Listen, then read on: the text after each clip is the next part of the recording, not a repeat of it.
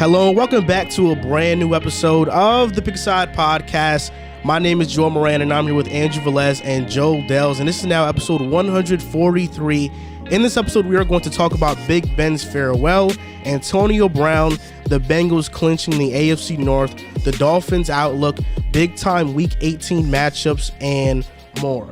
A quick Patreon shout-out to Freddie, Dylan, Playboy, Orlando, Chris, Charles, Michael, Greg, Cole, On Bloods, Liam, T Grove, B Money, Ryan, Epic Lankiness, Travis Ball, Aaron Moran, Matthew Jimenez, It's Black Ace, Anthony, BJ, PJs, Mario, Langston, Jazzy Juice, Johannes, Ruben, Brian, Ricky, E, Enzo, Sean, Muffins, John, Sean Triplet, Court Cousins, Ben Mack, P. Dot, George, Hikari, Mateen, Dave 2 Freedom, and Jay Aqua. Good old Jay Aqua, man. Good old Jay Aqua. Taking it to the Zoom now. Today is a special episode. It's Pick a Side Quarantine Zoom edition. Right now, I'm sick. I haven't gotten tested for COVID yet. Not sure if I have COVID, but my dad's girlfriend does have it, so odds are I probably do have it. And we have 40 patrons. That was a long list of names that I just read there. Thank you guys so much for supporting us through Patreon. We appreciate it. We just launched merch, by the way. I'm wearing a Pick a Side hoodie right now. We got different flavors, different colors for y'all. Yes, so you can tune in at pickasidepodcast.com/shop. Tell you what, shout out to the Patreons. You guys have been going crazy with it. The merch has been going crazy too. I appreciate you guys taking a look at the merchandise. You guys are liking what you're seeing, and we appreciate all the feedback you guys have given us. The merch, pickaside.com, pickasidepodcast.com, excuse me. Again, you can go to the shop. You can get some hoodies now. We got a variety of colors. We got the 3 t-shirts. The hoodies, shout out to my cousin Joey Barretto. Hoodies are fire. Yeah. He did his absolute thing with all the merchandise. He really went above and beyond for what we asked of him. We really are appreciative of him. So send him some love, Joey Barretto, and we really appreciate you, bro. And just before we start the show, make sure you guys put your phones on Do Not Disturb so we don't get that vibration. Drew. So you hear Drew's vibrating over here.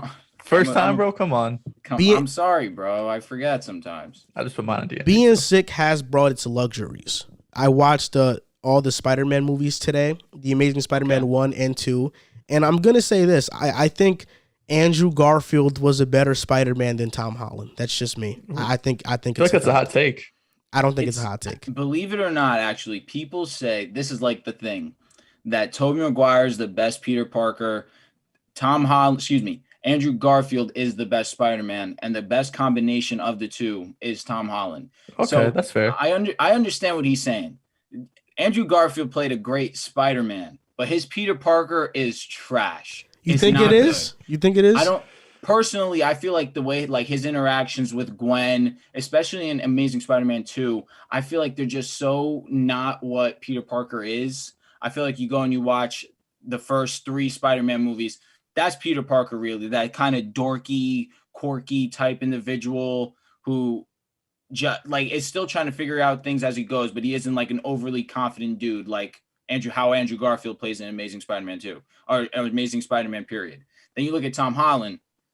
That really is the guy right there. He knows how to incorporate not only Peter Parker but Spider-Man. But I definitely understand what you're saying about Andrew Garfield being a great Spider-Man. I was watching the Tobey Maguire Spider-Man. I think it was Spider-Man 2 where he saves MJ, Mary Jane, and that's every Spider-Man. Yeah, you're right. About? And she's like, "Who are you?" And then he's like, "You know who I am." And she's like, "Who?" And he's like, "Your friendly neighborhood Spider-Man." And goes. And that just reminded me of all the memes that they have of that moment. And I searched it up on YouTube. And there was this one that was so funny to me. I was dying laughing. She was like, "Who are you?" And then Spider-Man, it turns like to Spider-Man. And he's like, "My name's Jeff." I was dying, bro. Yeah, I saw that video. They got like a compilation of it. But yeah, I've been sick these past couple of days, but I couldn't miss this show. We actually were supposed to record yesterday, but I felt really bad yesterday. But this show I couldn't miss because, man, oh man, Drew, your boy Tua. Rough week for the Your brand. boy Tua. Rough week for the brand for sure. It's definitely not the best time to be Andrew Velez. That being said, we're here. We persevere. We've been ready. We've been preparing. It's going to be a great show. Now, moving on to the first topic of the show, Antonio Brown, the Buccaneers, the outburst at MetLife. Antonio Brown, he refused to go back into a game, took his pads off, took his shirt off, threw it in the stands, and he just, waved to the crowd. What did you think of that moment? There are a lot of different information out there. There's a lot of different information out there on Twitter. Some say it's because Antonio Brown had incentives. Some were saying that he was hurt and he didn't want to go back in because he was that hurt. What are your thoughts on it? The Bucs haven't released Antonio Brown yet. They still have his rights, which is kind of weird in my opinion. But what do you think about that situation? Go ahead, Drew. This is Drew's guy, so I'm very curious to hear his thoughts. This is pretty difficult for me personally because I do like Antonio Brown. I am a fan of Antonio Brown. And over these last few years, it's been difficult to be an Antonio Brown supporter, publicly, visibly showing him love, because what he does on the field is second to none. He's one of the best receivers the game has ever seen. And it's unfortunate that people are going to take away the negatives from his career more so than they're going to take away the positives. Antonio Brown should be a first ballot Hall of Famer, in my opinion. I'm not exaggerating when I say one of the most talented, one of the most hardworking individuals that this game has ever seen. However, his inability to a degree, keep it together and not put the team first has really halted the image of what people think about Antonio Brown. Now, in this specific instance, I'm actually going to defend Antonio Brown. He has had this ankle injury over these last couple weeks. He's been struggling to stay on the field with it. The Buccaneers as a whole have been banged up. So I can understand why the head coaches would want Antonio Brown, who already has suited up, has apparently the capabilities to return to the game. Now, Arians is asking him, hey, go into the game. He asked him not once, but twice. He's saying, hey, AB, go into the game, play. We need you right now. AB felt in his mind that he was not prepared to go onto the field. What are you going to say to a player when he tells you, hey, I just don't think I'm physically capable of going right now? This isn't an important game in the grand scheme of things. I understand that they were still fighting for the number 1 seed. If the Packers had lost, they would have had the chance to clinch that 1 seed or be in the position to secure the 1 seed and secure a bye. That being said, it's against the Jets. The Buccaneers are clearly the better team. It was not essential for Antonio Brown to go into the game. But nevertheless, Arians wanted Antonio Brown to get onto the field. Antonio Brown said, I'm not going in. I don't feel capable of going. And Bruce Arians apparently, allegedly, cut him on the sideline. Basically said, get off the field. You're off the team. Now, do I think Antonio Brown should have acted the way he did? Probably not. I mean, that was a little bit too much in my opinion. He took off his jersey. He was throwing a fit. He basically waved goodbye to the fans as a farewell tour almost.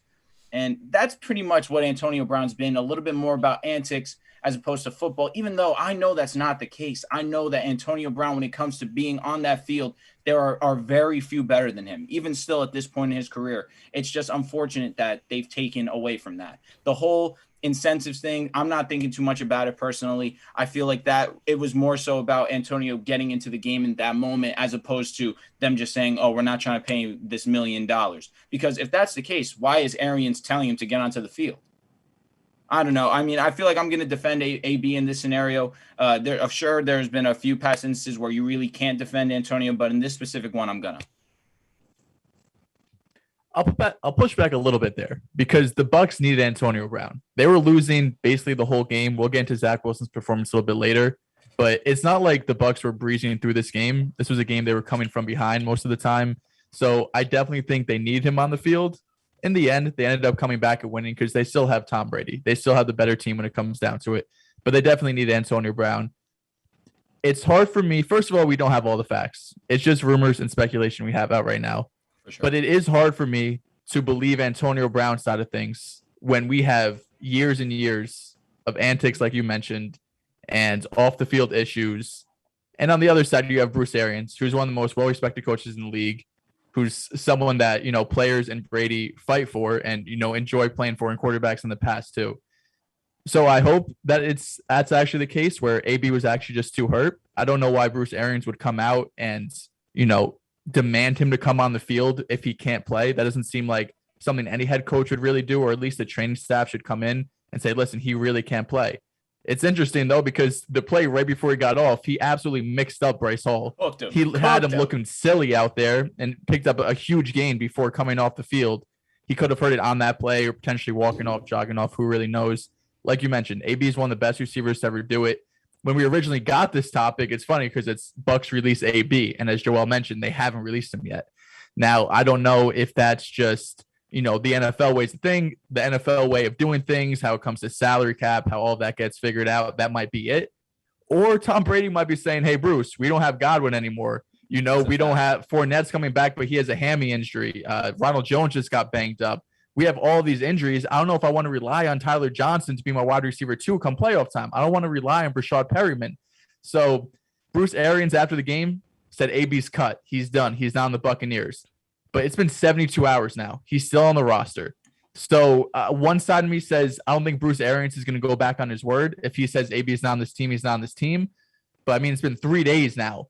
A part of me is saying that Brady's been in his ear. We need AB. We want to go on a Super Bowl run. We need AB because he's arguably our best wide receiver. Mike Evans is the best over the top, but when it comes to reliability, AB is still one of the best route runners, has some of the best hands. He's still explosive.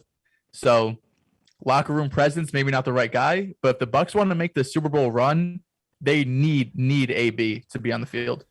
This is one of the many reasons that I already have that is added on to why I think the Bucs are not repeating this year.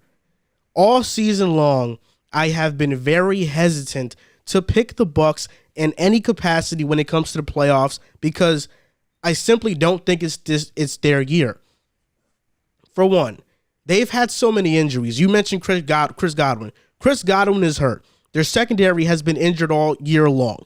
Their defensive front has been in and out of the lineup. Leonard Fournette is injured. Gio Bernard, who they got in the offseason, I thought that was a really great pickup. He's been hurt. And now this entire dilemma with AB, before he came back, he was suspended for 3 games for having a fake COVID vaccination card, which is crazy in itself for having. Yeah, it's a federal crime, actually.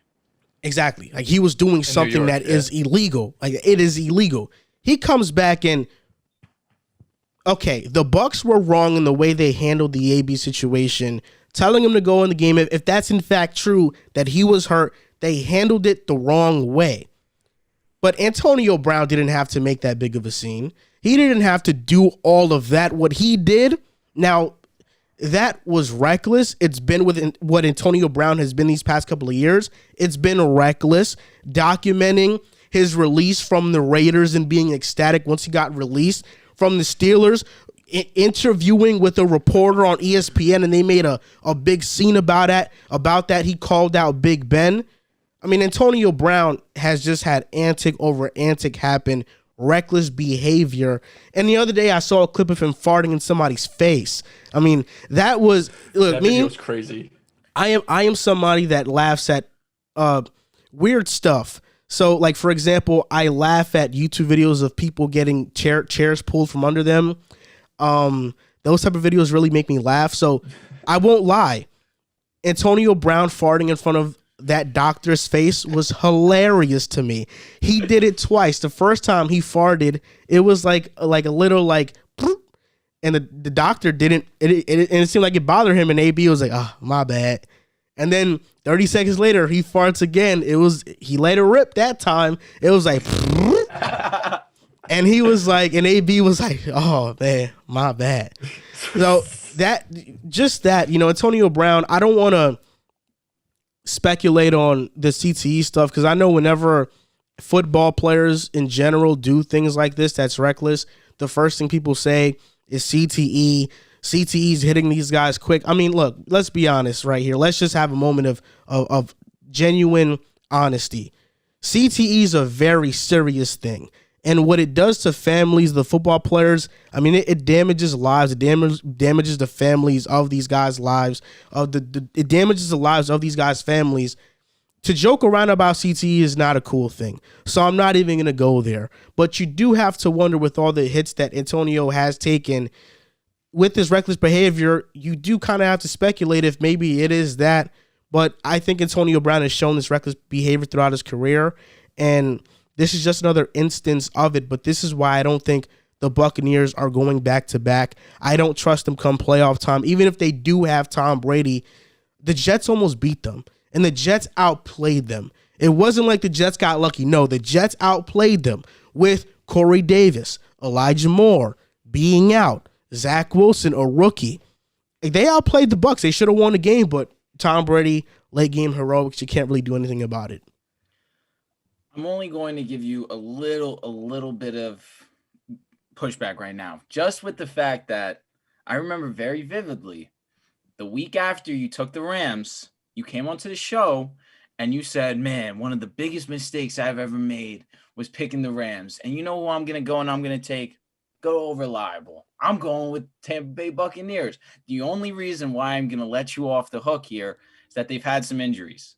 And that's the only reason I can understand why you'd fade back and not think too highly of them. Regardless of that fact, they still have your boy, number 12, Tom Brady. They still showed, even though it was against the Jets, that when push comes to shove, that number 12 is still capable of getting them over that hump. So I'm gonna let you off easy here. But that being said, I know you know that you picked the Buccaneers at least one point in this season. I probably did. Or I probably picked them over the Rams. I don't trust the Rams, and I still don't trust the Rams. That's a mistake, man. That's a mistake. You guys, It's so not what a do you guys think the Pats or the Bucs are going to release AB, or do you think he stays on the team? I think the Bucs will eventually release AB, and if they don't release him, I would be shocked.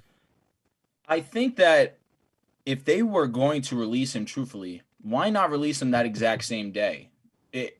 What's the logic behind saying you're going to release him and now it's been 4 days removed from the incident and now there's still no word of him being released from the team, especially after the embarrassment that he showed the Buccaneers as a whole? Personally, I mean, if you're not going to cut him, why vocalize it as strongly as you did, and then on top of it, not even decide to pursue it? I don't know. Josina Anderson tweeted that Antonio Brown, if he wants to, can have a job, and that's not an opinion. That's a fact. That's what she knows. So the Bucs are probably know there are some teams out there that they might be facing in the playoffs that they could potentially face that want Antonio Brown. And if they release him, they don't want him to go to one of these teams that's potentially a threat. No doubt. That's because I saw a couple of teams where the Packers and Rams that potentially, if AB did get released, those were teams that'd be interested in him. That's a hard personality to bring in week 18 or first round of playoffs. This is the most important time of the season. You're bringing in a guy with a ton of baggage to the offense and just the wide receiver room in general. That's a lot to overcome. So while AB is definitely talented, I think you look at the Packers and the Rams, they've had all the success this season. The Rams, in their case, with major injuries to their wide receivers already, they kind of replaced that. Some with Odell. Van Jefferson has stepped up. I don't know if they're going to go out on a limb like that, but Josina's really plugged in. So maybe it happens. I would be surprised, though. Yeah, so we'll see what happens with that. An interesting fact. When Antonio Brown got traded from the Steelers to the Raiders, do you know what they got back in return? A third? A third and a fifth? Yeah. When the Steelers traded Antonio Brown after that entire fiasco, when they traded Antonio Brown to the Raiders, they got a third round and a fifth round pick back. That third round pick in 2019 was Deontay Johnson. Great trade. That is lit. That's pretty cool. That's pretty cool. It's a great trade. So they traded Antonio Brown, a great receiver, and got Deontay, who's a great receiver now. Is there a better organization at drafting the wide receiver position than the Pittsburgh Steelers? I just the Vikings. All right, I'll name a few. Just going back in time a little bit. The Bengals are great. Okay, hear me out. You have Steelers track record's different. You have yes, Juju. You have Deontay Johnson. Now going back further than that, you have Mike Wallace. You have Emmanuel Sanders. You have Heinz Ward. At least over these last couple of years, Steelers have been perfect, or at least being able to develop the wide receiver position. The Steelers got it for me. Yeah, I think you're right. I think the Steelers are probably at the top of organizations that know how to draft the receiver position.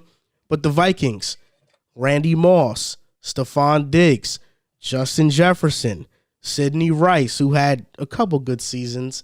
Percy Harvin was very good. They did miss on drafted by them. Yeah, he was. He was undrafted, right? I believe, but he was signed as an Yeah, undrafted still free developed. agent. Who else? I mean, who else did they? Oh, they missed on Cordero Patterson. They missed on Laquan Treadwell. So they've had their That's a big misses. miss. They've had Yeah. their misses for sure. And the Treadwell's Bengals, name- Chad Ochocinco, TJ Hushmanzada.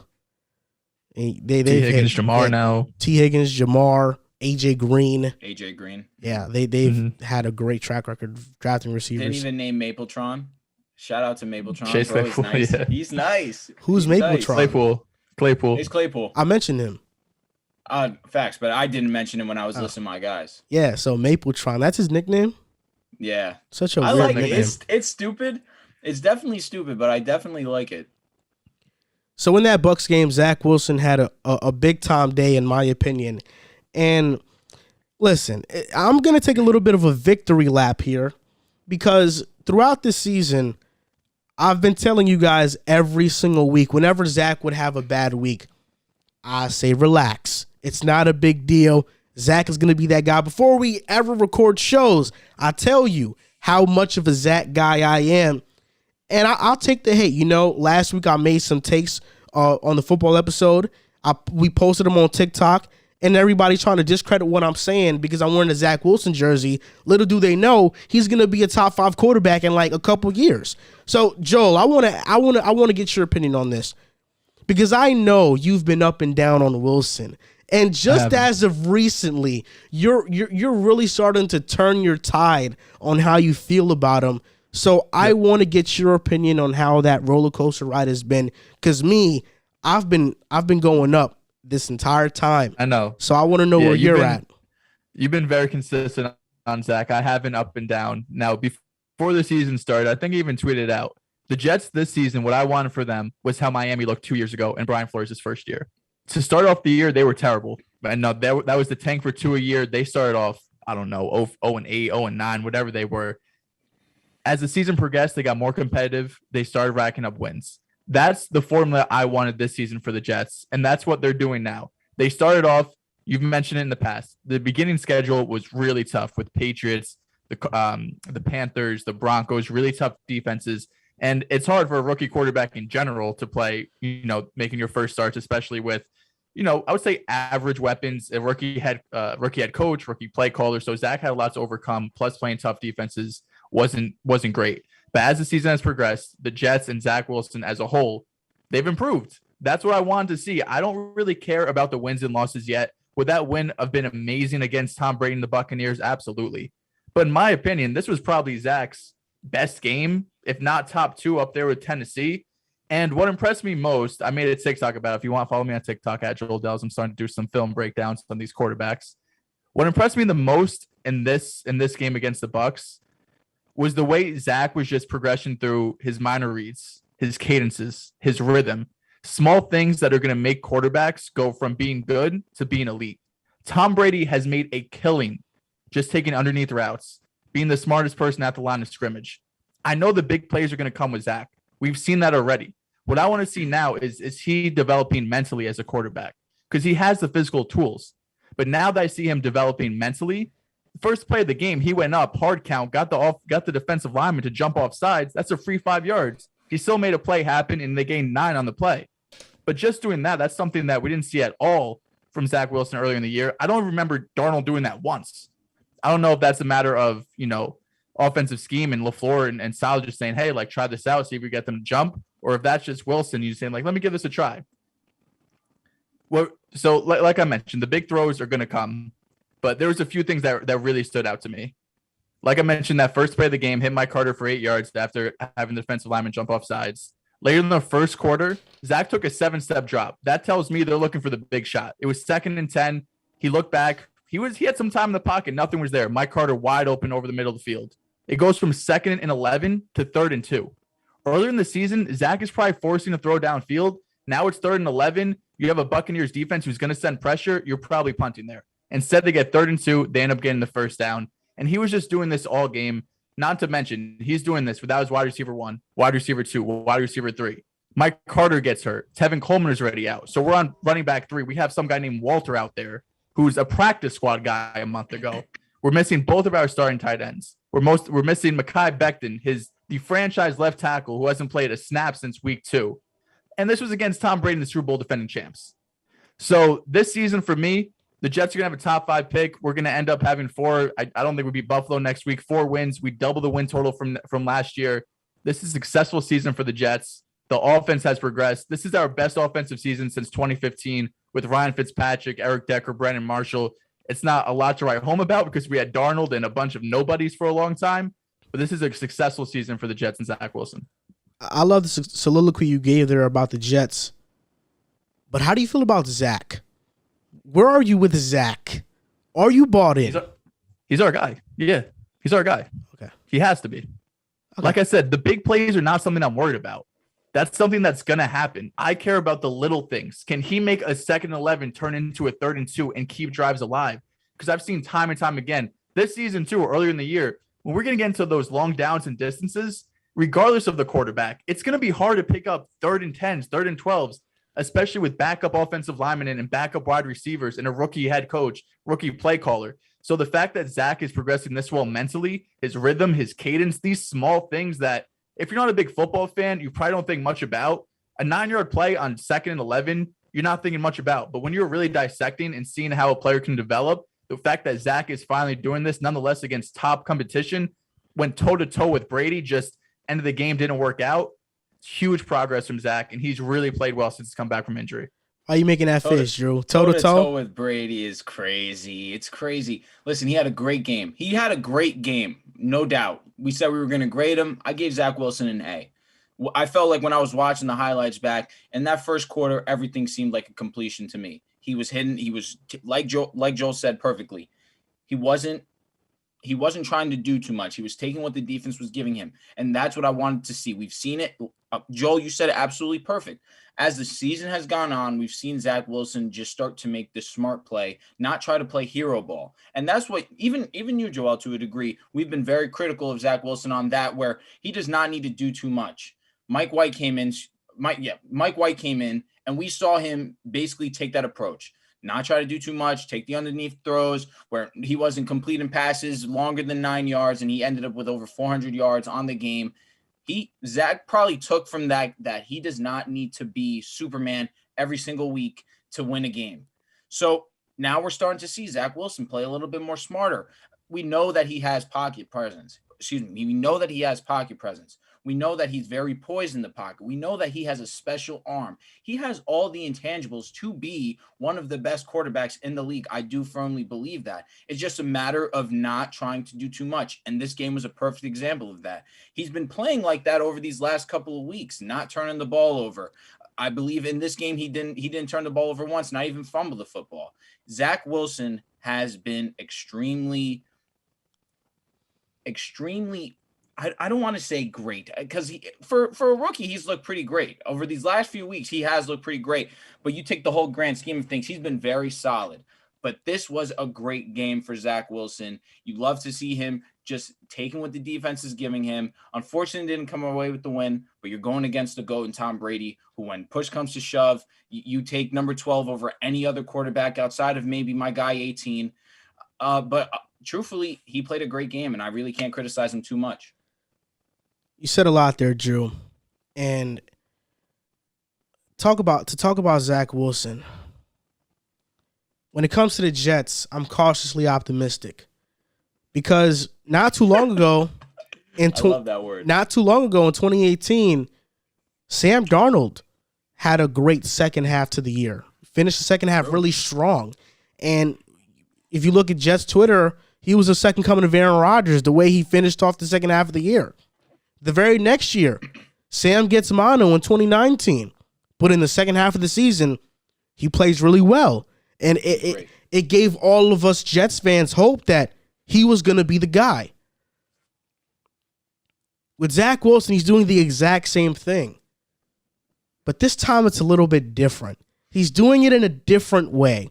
And I've come to find out that the role I'm going to play in Jets Twitter and in NFL Twitter and in the NFL and the Jets fans landscape is I'm going to be the Jehovah's Witness to Zach Wilson. That's what I'm going to be. I'm going to transform I'm going to transform every non-believer of Zach Wilson to believers of Zach Wilson. And you look at his numbers for the year, 8 touchdowns to 11 picks. Oh, it doesn't look good. Yeah, well, in the last 6 games, he has 8 touchdowns to 2 interceptions. And he has 4 rushing touchdowns on the season. So he has 12 total touchdowns to 11 interceptions. Zach Wilson only has 2 interceptions in his last 182 pass attempts. That's the 4th lowest interception rate since week 12 behind Aaron Rodgers, Matt Ryan, Russell Wilson. Then it's Zach Wilson. He's the first Jets rookie to go 4 straight games without throwing an interception. And I know that's not great company because the Jets never had a franchise quarterback, but this is what it feels like. And there was a point in the season where Zach Wilson was 2nd in interceptions. He's now 17th. He's completely turned around his season, and it's not because the schedule he's been given has been weaker. No, these teams that he's been facing, the Buccaneers, Jaguars, we know they're slouches, but the Dolphins, the Saints, the Eagles, these are playoff teams. Outside of the Jaguars and the Dolphins, the Saints could very well make the playoffs. The Eagles already clinched the spot. The Buccaneers are going to make it. This is good competition, and they have good defenses. And Zach has faced the toughest schedule of past defenses of any quarterback in the NFL. Second is Justin Herbert, but then it's Zach Wilson. He's faced very tough past defenses, and he's been spectacular. I think Zach is the guy. I'm cautiously optimistic about anything Jets, even Knicks related. But this feeling that Jets fans are feeling right now, it's weird. The reason why it's weird is because this is the first time we feel like we have a franchise quarterback. And Zach is doing this without Corey Davis, without Elijah Moore, without Mekhi Becton. Connor McGovern, our starting center, was out. I mean, his best receiver has been Braxton Berrios, and granted, he's been balling, but it's Braxton Berrios. Let's just be honest here. And Zach is still doing this. Easy. You're saying it's Braxton Berrios now, but next season when Braxton Berrios actually has plays that are drawn up for him because he clearly has that type of ability to do so, where he's the first player in Jets franchise history to have a rushing and a receiving touchdown in the same game. You can't just gloss over something like that. You need a gadget guy, especially in that system where you guys have nothing. I get it, but come on, it's Braxton Berrios. That's our best receiver right now. But people said the same thing about Julian Edelman, and I'm not going to be sleep to that. I think Elijah Moore is going to take over that role, and he's going to excel in it. I like that. Fair enough. I do believe that Elijah Moore can be the gadget guy. So, if Drew, if it's up to you, we're going into next season with Corey Davis, Elijah Moore, and Braxton Berrios. I'm not in love with that. So, who's the odd man out if we get a receiver? You paid Corey Davis. You have to pay him. Yeah. I mean, Corey Davis is better than Braxton regardless. It's unfortunate, but I'll be honest. This has been the most exciting outside of obviously Elijah Moore in the beginning of the season or towards the middle of the season, that the Jets have been excited for a wide receiver. Braxton Berrios over these last 3 weeks has been your most exciting player, of course, outside of Zach Wilson. I agree. But back to Zach Wilson. Zach Wilson makes 4 to 5 wow throws every single game. Versus the Buccaneers, that throw to Braxton Berrios, that was a wow throw. Those throws versus Tennessee, those were wow throws. Even in the game versus the Patriots where he threw 4 interceptions, he made a wow throw on the sideline as well. And when we talk about running, just a wow play versus the Jaguars, 52-yard run, I mean, what other quarterback this season has made that great of a run? I can't really name one off the top of my head outside of maybe Justin Fields and Jalen Hurts. Like Zach Wilson, he's athletic. People think he's not as athletic as he is, but give him his credit. You know, before the draft, I said he's sneaky athletic, and people thought that was just me, trying to hype him up. But he can really run, and his escapability outside of the pocket is really good. I agree with that wholeheartedly. The only run that I'm thinking of off the top of my head would be that Jalen Hurts touchdown against the Saints, where he absolutely destroyed the defender's ankles and took it to the crib. That's the only one that I can think of. And even still, that was like 20 head. yards. Like, that was a disgusting move, and it was like 20 yards. Zach's was different. Yeah. Zach made two guys miss. He did on the sideline. The one thing I would say, we brought up Darnold a little bit before. Darnold's situation was a little bit different because those last couple of years, while he did play well after mono and his rookie year, he was still turning the ball over. In Zach Wilson's case, he's playing better, but he's also not turning the ball over. You know, even if you look at the interception leaders this year, it's some of the best quarterbacks in the league with like Justin Herbert and Carr and, you know, a few of these guys who we really think of some of the elite quarterbacks. So I feel like I'm kind of maybe souring a bit. Like, I want you to take chances as a quarterback.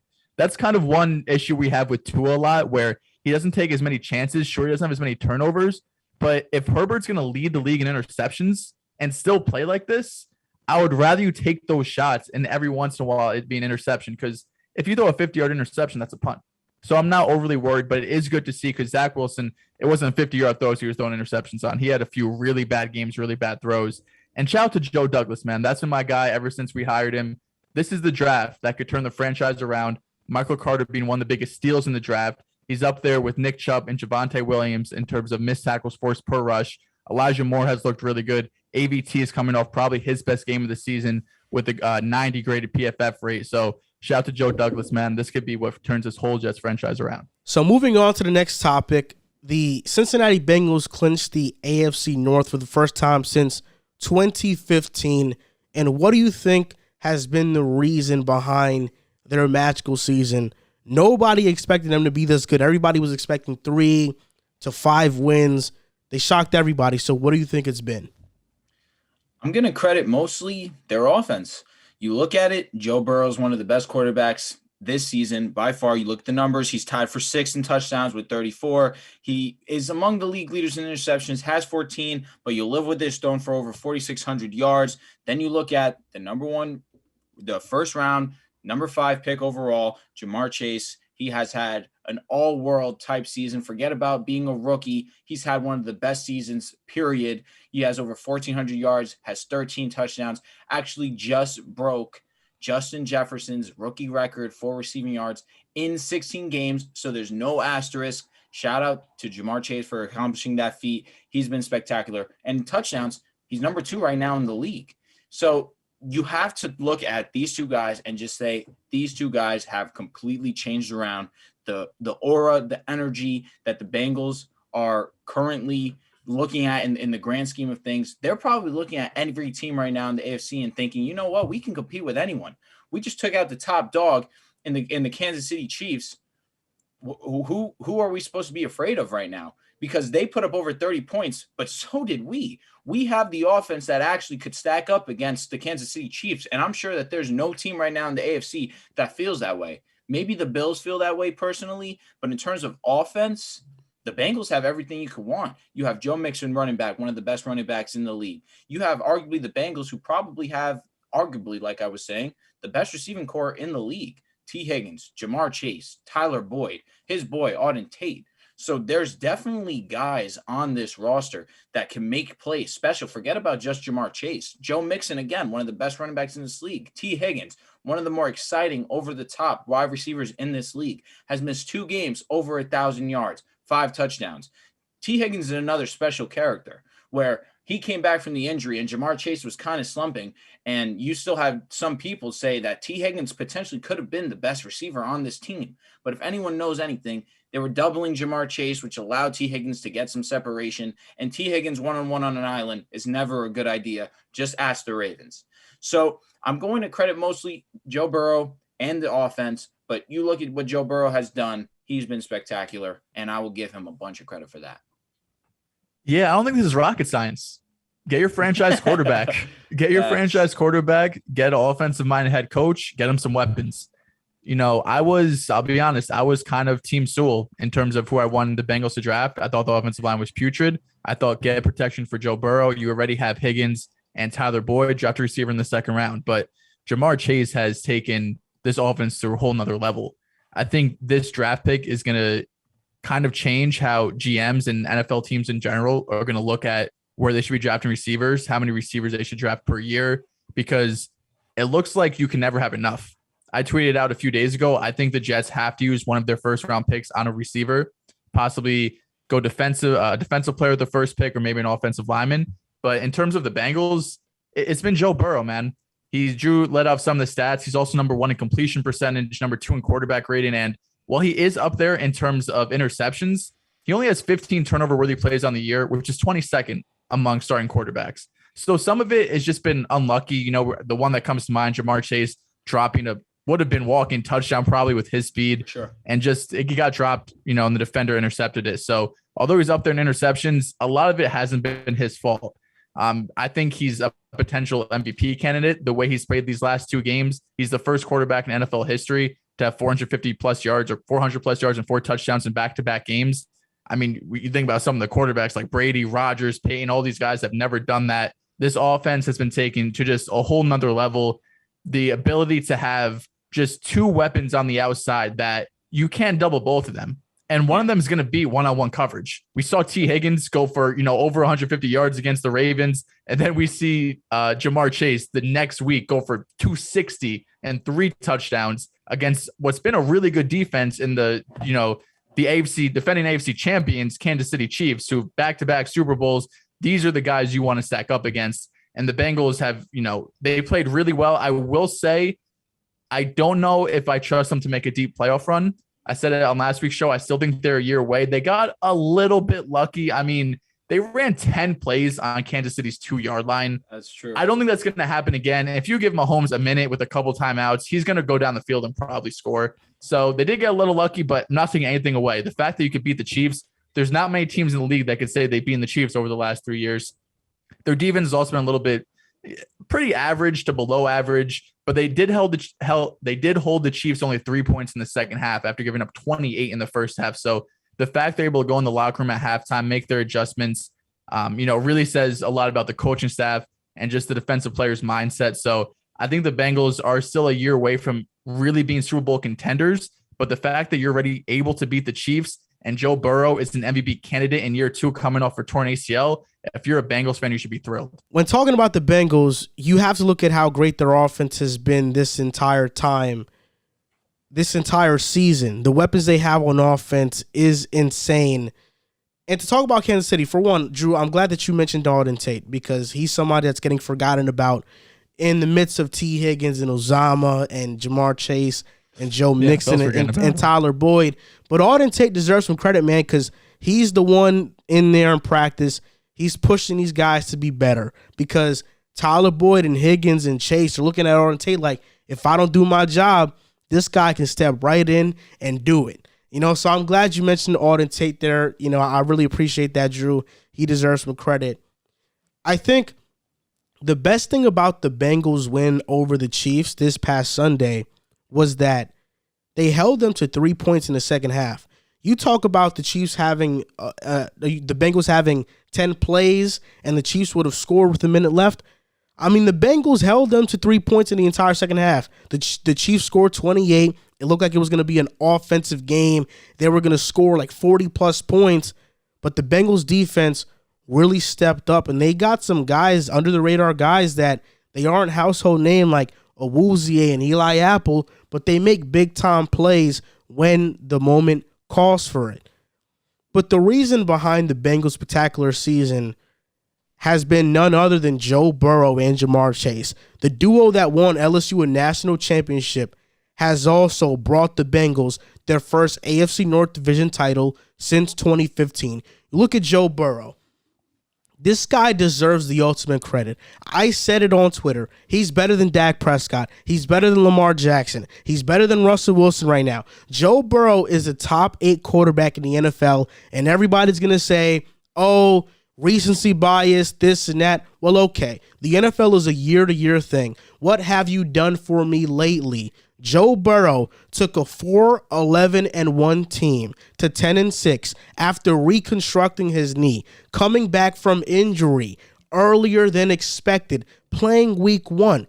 He didn't get injured in week 1 last year. He got injured halfway through the year, and he came back ready to go. this season. He's thrown for 4,611 yards, 34 touchdowns to 14 picks. He holds the record now for the most yards and touchdowns in a single season by a Bengals quarterback. And he has a higher completion percentage and passer rating than all of those guys. Ken Anderson, Carson Palmer, Andy Dalton, who gets made fun of for being this mid-tier quarterback, but had multiple Pro Bowl seasons when he was with Cincinnati.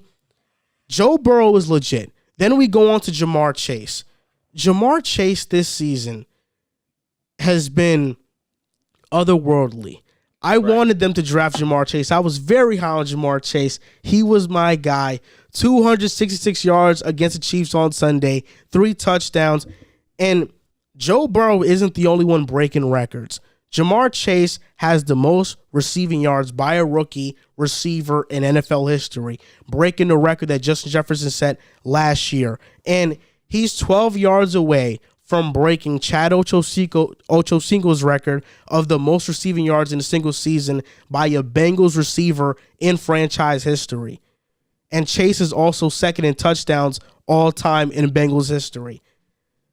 So Joe Burrow and Jamar Chase both came into Cincinnati and broke records together. The first season together, they broke records. And this offense is only going to get better. This team is only going to get better. This is only the beginning for the Cincinnati Bengals. Tyler Boyd, Jamar Chase, T. Higgins are all young. Joe Burrow, it's only his second season. Joe Mixon is still young. And the Bengals have glaring holes on the roster. They still have to get a better offensive line, a better secondary, better linebackers. Their pass rush and their defensive front is good. But there's still massive holes on their roster. And the fact that they have been this dominant has been a surprise to everybody. Nobody saw this coming. And the sky is truly the limit for this team. And I think Jamar Chase and Joe Burrow are going to be the catalyst for why the Bengals win a Super Bowl in the near future. I think that's in their future. How soon do so you what do you think that's guys going to be?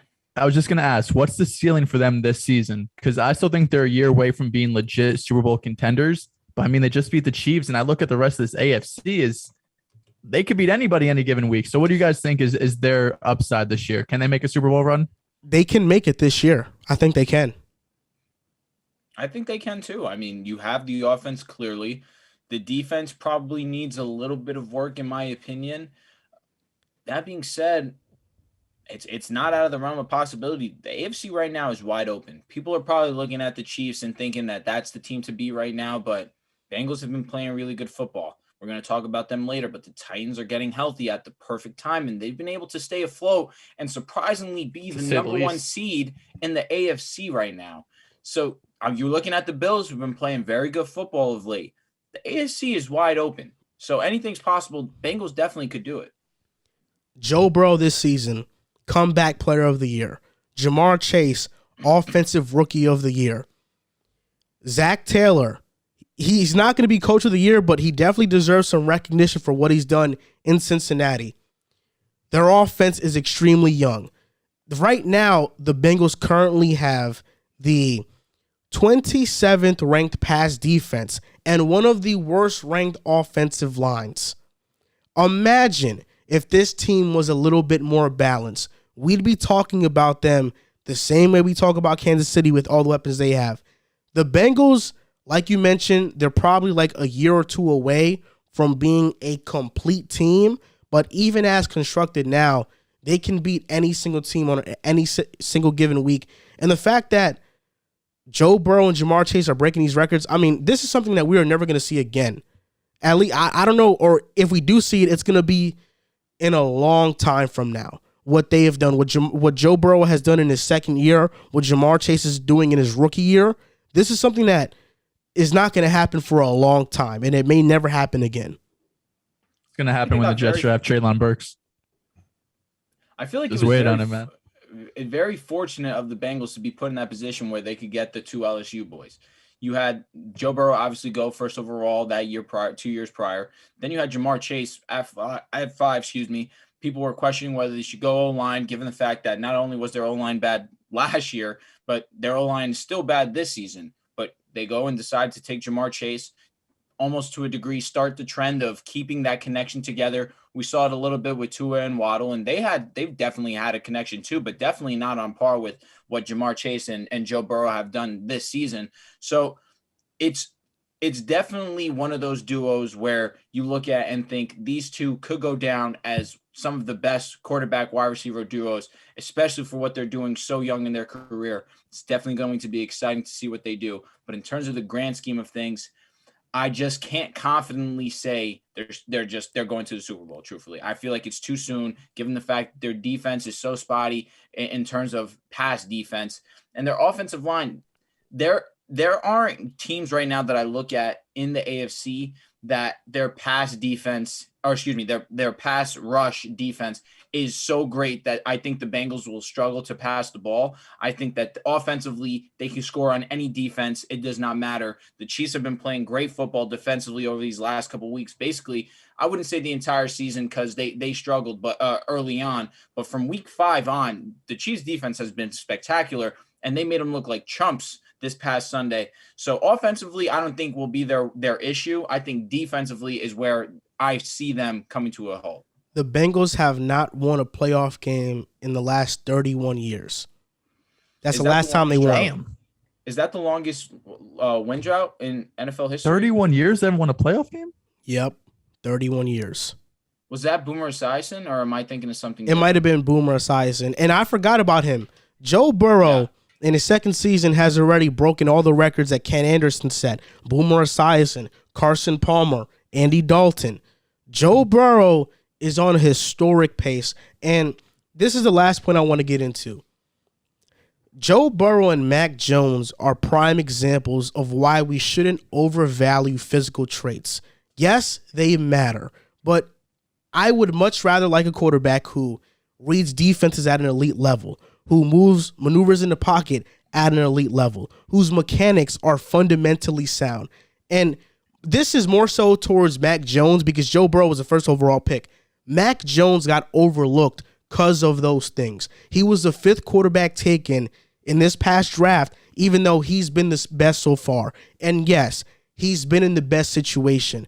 But I feel like if Mac Jones was with the Jets or with the Jaguars or with the Niners or with the Bears, he would be having a better season than all these quarterbacks regardless. If he was with the Jets, we saw Mike White have a career game with the Jets. We saw Joe Flacco versus the Dolphins have a great game. I think Mac Jones would have been able to run the offense better than Zach Wilson has been able to so far. But I do think the upside with Zach is higher. But Mac Jones, if he was in Jacksonville, he would be playing better than Trevor Lawrence is playing right now. There's no doubt in my mind. That's tough for me because, Joel, you could share it because off the top of my head, I'm struggling to remember the stats specifically. But there has been no quarterback to start their career to have a defense let up less than 7 points more times early on in their career than Mac Jones has had. I know what you guys are talking about. You know what I'm talking about? I know what you're talking about. I sent both you guys the same TikTok. Yeah. But at the end of the day, this is what I'm going to say to that. But at the end of the day, Mac Jones has to move the ball on offense. And when they cut Cam Newton. Does he really? Yes, he does. Mac Jones. I mean, against the Bills, they scored 14 points. He threw the ball 3 times, and he came away with that game with the W. The reason why the Patriots cut Cam Newton was because they saw Mac Jones and they saw a guy who can run the offense better. And to this point, they have been proven right. He's going to make the playoffs in his rookie season.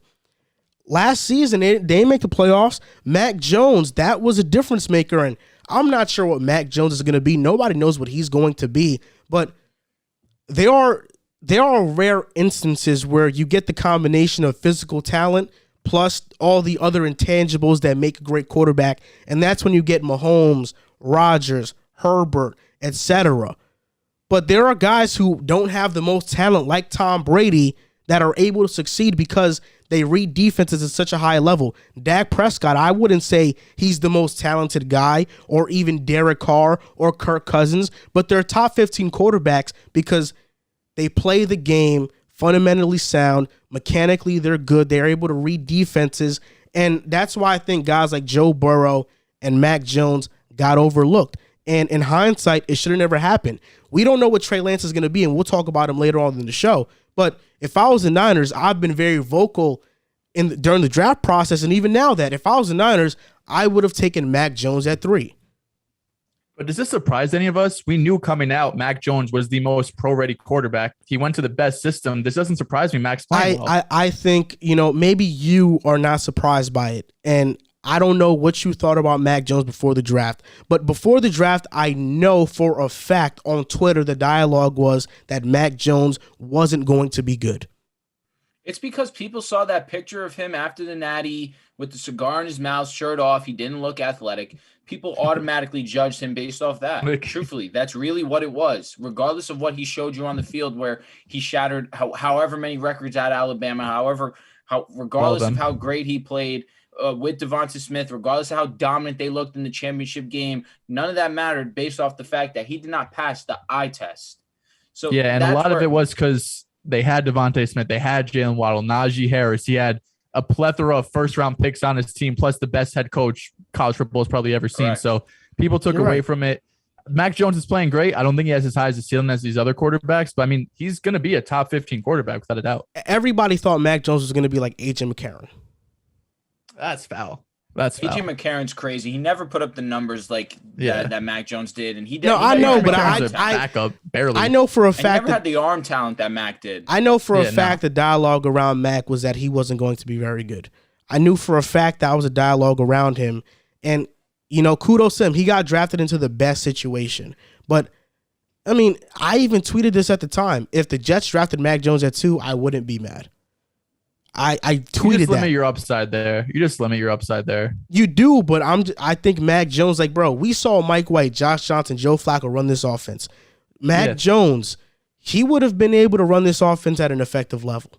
Yeah, 100%. There's no doubt. And we would have had a lot of success. We might have not had the upside, and maybe 5 years down the line, we're like, oh, look what Lance or Fields or Wilson or Lawrence are. But as of right now, Mac Jones definitely has that crown to himself. Right now, we have a guest on the podcast. His name is Joe, which is short for Joseph.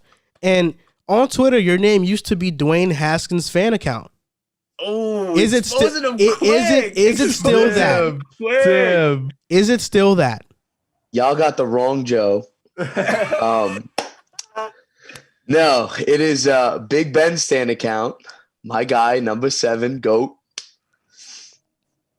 Okay, so before we had you on, Joe was telling me a little bit about your history and your feelings towards Big Ben. I am not a historian on you because Drew and Joel, they have been friends with you for the longest. So Joel, tell the audience a little bit about Joe and how he feels about Big Ben and how he currently feels about him now. Sure. So listen, Big Ben, first of all, had a great career, Hall of Famer, first ballot.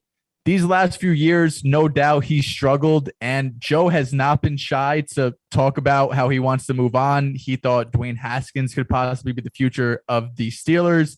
And then the second that comes out, we knew Big Ben was probably going to retire, but the second it comes out that this is going to be Ben's last game at Heinz Field, Joe does a complete 180. All of a sudden, he has been Big Ben's number 1 fan since the day he was born. Listen, that's your guy. He's your franchise quarterback. I get it. But it does crack me up a little bit how you went from Dwayne Haskins is the future and how much you've been wanting all these other quarterbacks these last few years to Big Ben's been the best thing the Steelers have ever gotten in their franchise's history. So let me just start off quickly by saying the shift happened about 2 weeks ago to when I really started to think of Big Ben in a different light. So obviously, yes, Big Ben has only been a shadow of himself since probably I would say about halfway through last season. You really started to see the wear and tear of all the injuries, and he's the most sacked quarterback in the NFL. And last year is when we really started to see the physical decline in his performances. I have wanted a successor for Big Ben coming into the season. This year, I was all in on a successor coming in. But once this year, the Steelers' playoff hopes really started to tank and really started to show no real significance behind. The team is not ready to win a championship. Coming into the season, I thought that if Big Ben played at a high performance and sans any injuries or COVID, the Steelers would be able to make a really good run. We have a very good defense, very good defensive line, and a great back end in the secondary in Minkah Fitzpatrick. But the thing is, it started to show early. Big Ben couldn't really push the ball downfield. You thought with a whole offseason he'd be able to do that, but unfortunately that wasn't the case. A new offensive coordinator comes in, and the chemistry really isn't there, and it hasn't clicked. So once we really didn't have much of a shot to win that championship, that's when I really started to shift towards just my appreciation for everything Big Ben has done. Because right now, the season doesn't mean much in terms of winning a championship. And it's all about Big Ben now. Everything he's done in the past 18 years for this franchise is monumental and nothing short of first ballot Hall of Fame. And I think my stance publicly on it really changed from, hammering down on we need a successor, we need to try out Dwayne Haskins, to really just soaking in the moment and just taking it for what it is. And that's where I'm at now. So if you're listening right now, we have Joe on the show because this is a tribute to Ben Roethlisberger, who played his last game at Heinz Field potentially. And you were at that game and you had some pretty great seats there. I saw your Instagram story. Those seats, I'd have to know how much they cost.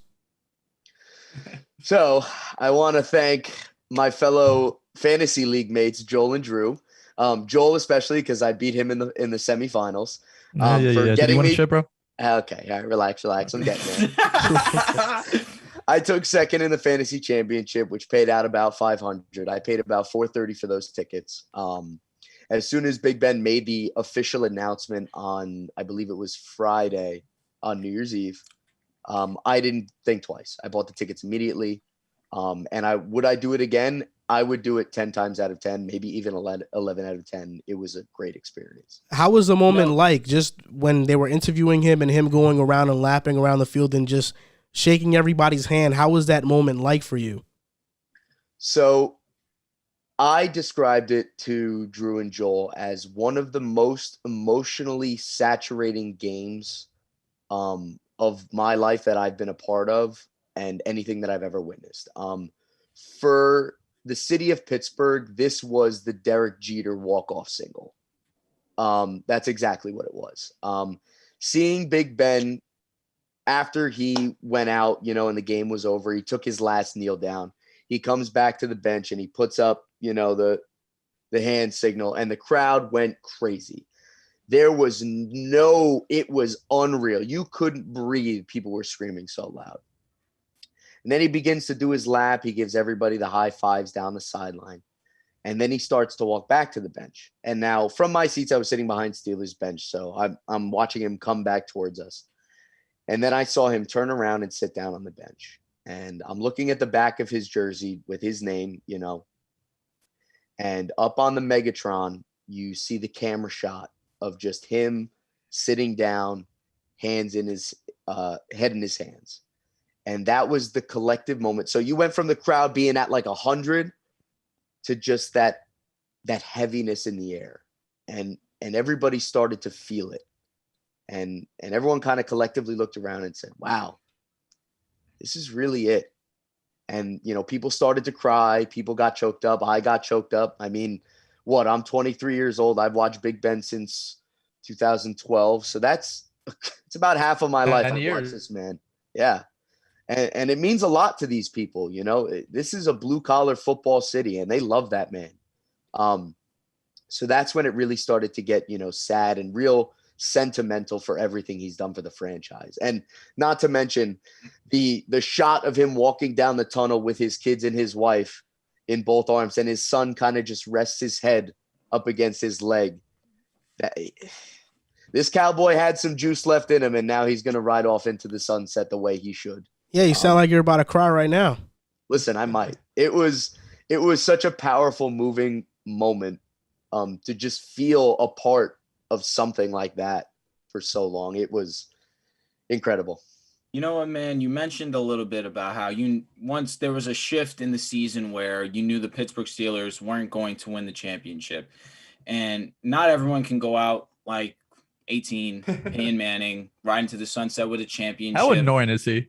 I'm He's just the listen, worst. bro. It has nothing to do with what I'm saying. I'm just saying not everyone can go out on top. Like my Broncos, John Elway and Peyton Manning. Maybe it's just a Denver thing. That being said, I can appreciate the being stern on trying to move your franchise forward. Ultimately, you're a team first kind of guy, and you know what? Fans can respect that, can appreciate that. Where you compare it to the Derek Jeter single, only pushback on that is that Derek Jeter was a 5-time champion, is one of the most beloved sports figures in sports history, period. Big Ben has a little bit of pushback on him, given his allegations, regardless of how you feel on him and his personal matter. Derek Jeter's at a whole nother level. But I'm not going to take anything away from Ben. You're 100% right. Everything he's meant to the city of Pittsburgh, everything he's done for the franchise of the Steelers, you can't discredit anything he's done. 2-time champion, one of the all-time leaders in passing yards, one of the all-time leaders in completion percentage. This guy was the epitome of a franchise guy. You can't do anything but appreciate everything that he's done, at least in between those lines. I mean, I absolutely agree with you. Derek Jeter across all sports, just talking legend in general, he's a lot. But let's not discredit everything Ben has done, not just for the city of Pittsburgh, but for the sport of football in general. If he gets enshrined into the Hall of Fame, he will be the physically largest quarterback to ever be enshrined in the Hall of Fame. Hence, Big Ben. He is the most sacked quarterback in NFL history, playing at the age of 39, right? So this man is true and true a Pittsburgh Steeler. And he's also the best franchise quarterback we have ever had. No knock to Terry Bradshaw. He won 4 chips, but that defense was nothing short of spectacular. Everything Big Ben did in his career. I saw something earlier today. I forgot who tweeted it, so I unfortunately can't give the credit. But they had mentioned how when Big Ben came in as a young QB and helped support the aging Jerome Bettis win the most important game of his life in the Super Bowl, it then flipped on him very fast because now the Steelers are trying to do everything they can to give Big Ben that one last chip. But unfortunately, we just don't have the roster strength to do it. Now, Derek Jeter was a 5-time champion. Big Ben is a 2-time champion. But the sports of baseball and football are completely different. Football is the ultimate team sport. You have 22 guys on that field, 11 at a time. You make one mistake as one man, and everything that team worked to accomplish is gone. Now, I'm no baseball expert, but I can tell you as someone that's played football and watched football for a better part of half of my life that any mistake that happens on that field is punished, and punished very badly. So for Big Ben to win 2 championships and be the youngest quarterback to win a Super Bowl, regardless of if he won the MVP or not, the youngest QB to ever win a Super Bowl, that man is a legend. No matter if you're a Browns fan, a Bears fan, or Seahawks fan, you know and you respect Big Ben Roethlisberger. He is probably arguably top 10 of all time and might just get in there. Oh, goodness. Top 10 quarterback of all time? You on crack? Very well could be. For everything he's done, his ability to extend the play is something no quarterback outside of the modern QB is something. Yeah. All right, who's better all time, Drew Brees or Big Ben? I have to say Big Ben. Now listen, let me explain my stat. If you look at the dichotomy between, that's a big word, sorry, duality of Sean Payton and Mike Tomlin's coaching careers, they are almost neck and neck. Sean Payton and Mike Tomlin have almost the same record, almost the same everything across the board. But there's one thing that separates the two of them, and it's the 2 Super Bowls that Mike Tomlin has because of Big Ben. That pass to Santonio Holmes wins that Super Bowl, and no other quarterback in the NFL at the time or now makes that throw. Now, Jesus Christ. That could be the Brady's most not accurate. making that throw? Rodgers isn't making Zach that Wilson throw. is making that throw. Listen, okay. All right. Outside of that, though, in a more serious note, I do have to take Big Ben because even statistically, Drew Brees is better in most categories.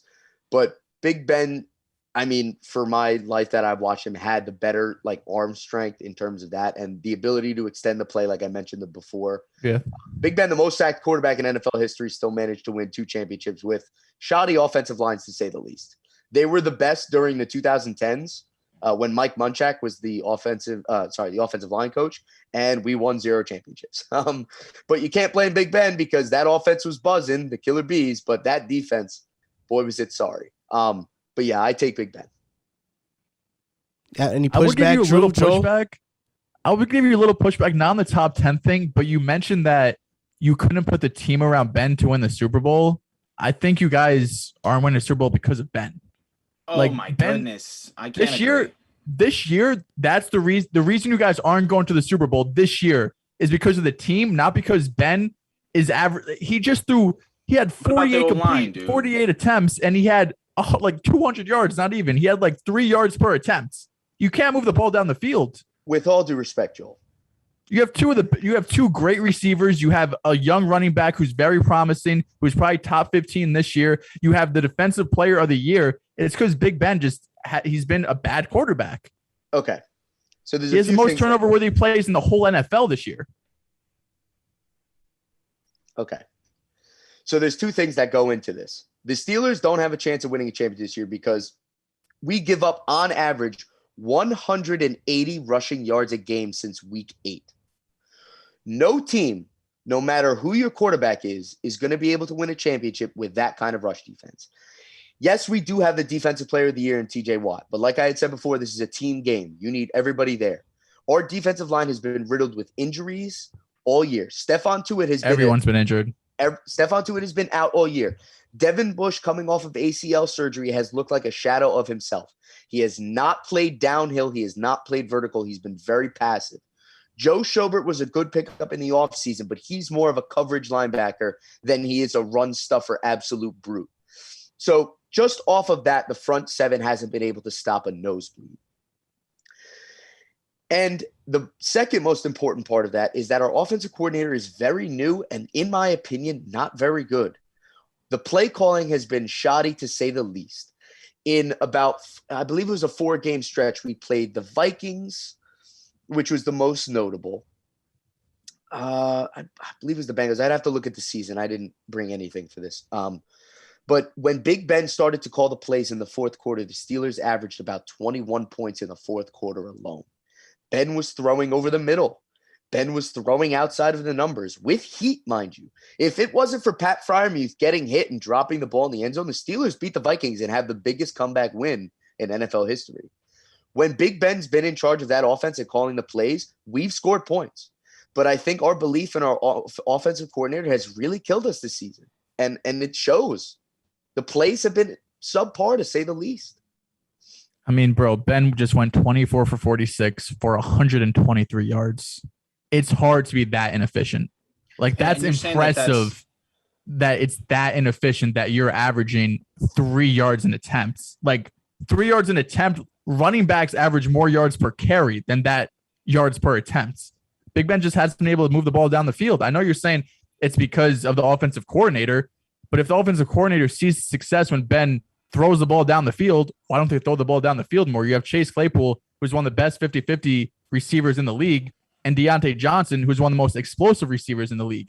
Plus a great tight end, Pat Freiermuth. Like, you have the weapons. Because, bro, you put Rodgers on this team, you're a Super Bowl team. I know he's the best quarterback in the league. You put Derek Carr on this team, you're going to the playoffs at a minimum.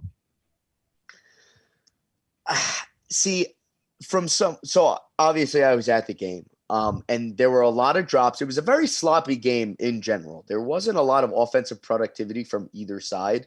Sans the Najee Harris dominant game, our offensive line looked really good.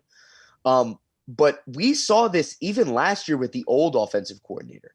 For some reason, there is a lack of belief that Ben can throw it down the field, whether it's in the coaching staff or not. But he can still do it, as evidenced by those 4 games where he targeted the middle of the field down the seam. Yes, Chase Claypool is a good 50-50 receiver, but he drops the ball. He has a drop problem. I've seen a lot of passes, especially Monday night, just dropped passes. if you want to be a good 50-50 receiver, you got to go up and you got to catch that ball. And listen, Claypool is very good at what he does. And he can catch the ball, but there's a lot of times where he has drops. But from week 11, when the Steelers started to slide last season, the play calling went from, relying on the run, relying on the play action pass, to switching to this extension of the run game, short passing, slants and hooks and stick routes. For the reason that I don't know, because when Ben targets the middle of the field, the Steelers score points, and it just hasn't been that way. Even Monday night, a lot of stick routes were called. Deontay Johnson on little 5-yard ins, 5-yard outs, 5-yard curls. I don't understand where that lack of belief comes from, but it's evident in the play calling that, he's very inefficient because the routes being ran are only 8 yards down the field to begin with. Now that you're moving on from this Big Ben era, are you all in on Dwayne Haskins?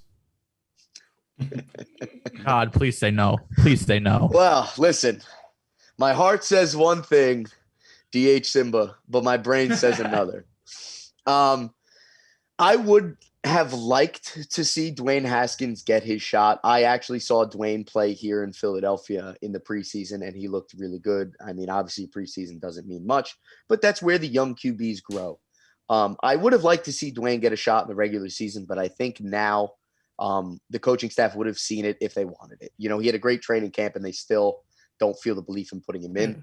So I think it's time that with the free agent market so saturated in QBs as is this year, this team is built for a veteran quarterback, a veteran good quarterback. If you just told me the team's not ready to win with Big Ben. Yeah, you need to upgrade at quarterback. He's not mobile. The O-line is terrible. Well, it yes. was just ranked a couple of weeks ago, the 27th, worst O-line in the league. Yeah, I don't think the Steelers are contenders, bro. You mentioned Rodgers, but Rodgers makes like 50% of teams contenders. Yeah, no, I know. I stopped. I said Derek Carr. Derek Carr's taking this team to the playoffs. All right, but Big Ben is a game away from taking this team to the playoffs too.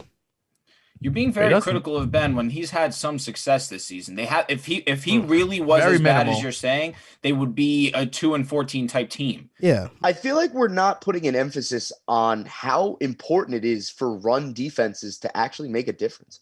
For the Steelers, like we won it was 1 out of 4 or 5 games in the middle of the season, and in that stretch, we gave up 180 yards a game. No matter how well Ben played, you're not going to win the game giving up that many yards on the ground. It's just not possible. I mean, week 1 was impressive. You guys beat the Bills, but then you have wins over the Broncos, Seahawks, Browns, Bears. You tied with the Lions. Ravens, Mason nice divisional Rudolph was win. the starting quarterback. Titans, that's fair. Titans, a nice win. Then Browns again. Like, what am I supposed to like? This Titans win, that's your best one in the season for sure. But I look at the rest of your schedule, like, what has he really done to impress me? You guys have 0 games of 300 plus yards passing. Najee, you guys been the worst rush team in the NFL. Like, it's because if you have an upgrade at quarterback, you're probably a playoff team. Derek Carr adds at least 1 more victory to this team. Okay, 1 more victory. Like, come on, bro. We talking about 1 more win. I said at least 1. Maybe gives him 3, bro. Who knows? And again, we're looking at that Vikings game as if Big Ben didn't lead one of the more impressive comeback. Yeah, I guess it wasn't a victory, but you also have to period. You have to be down 30 to come back from 32.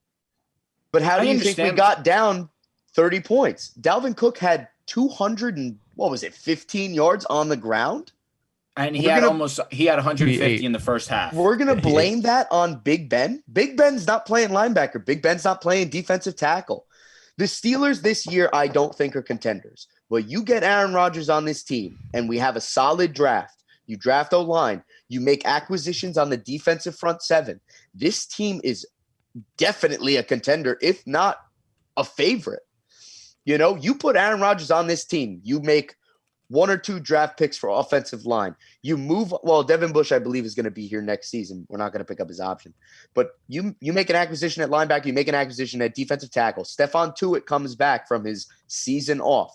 This team, this defense gets back to where it was before all of these injuries came in and Devin Bush, not being what he was.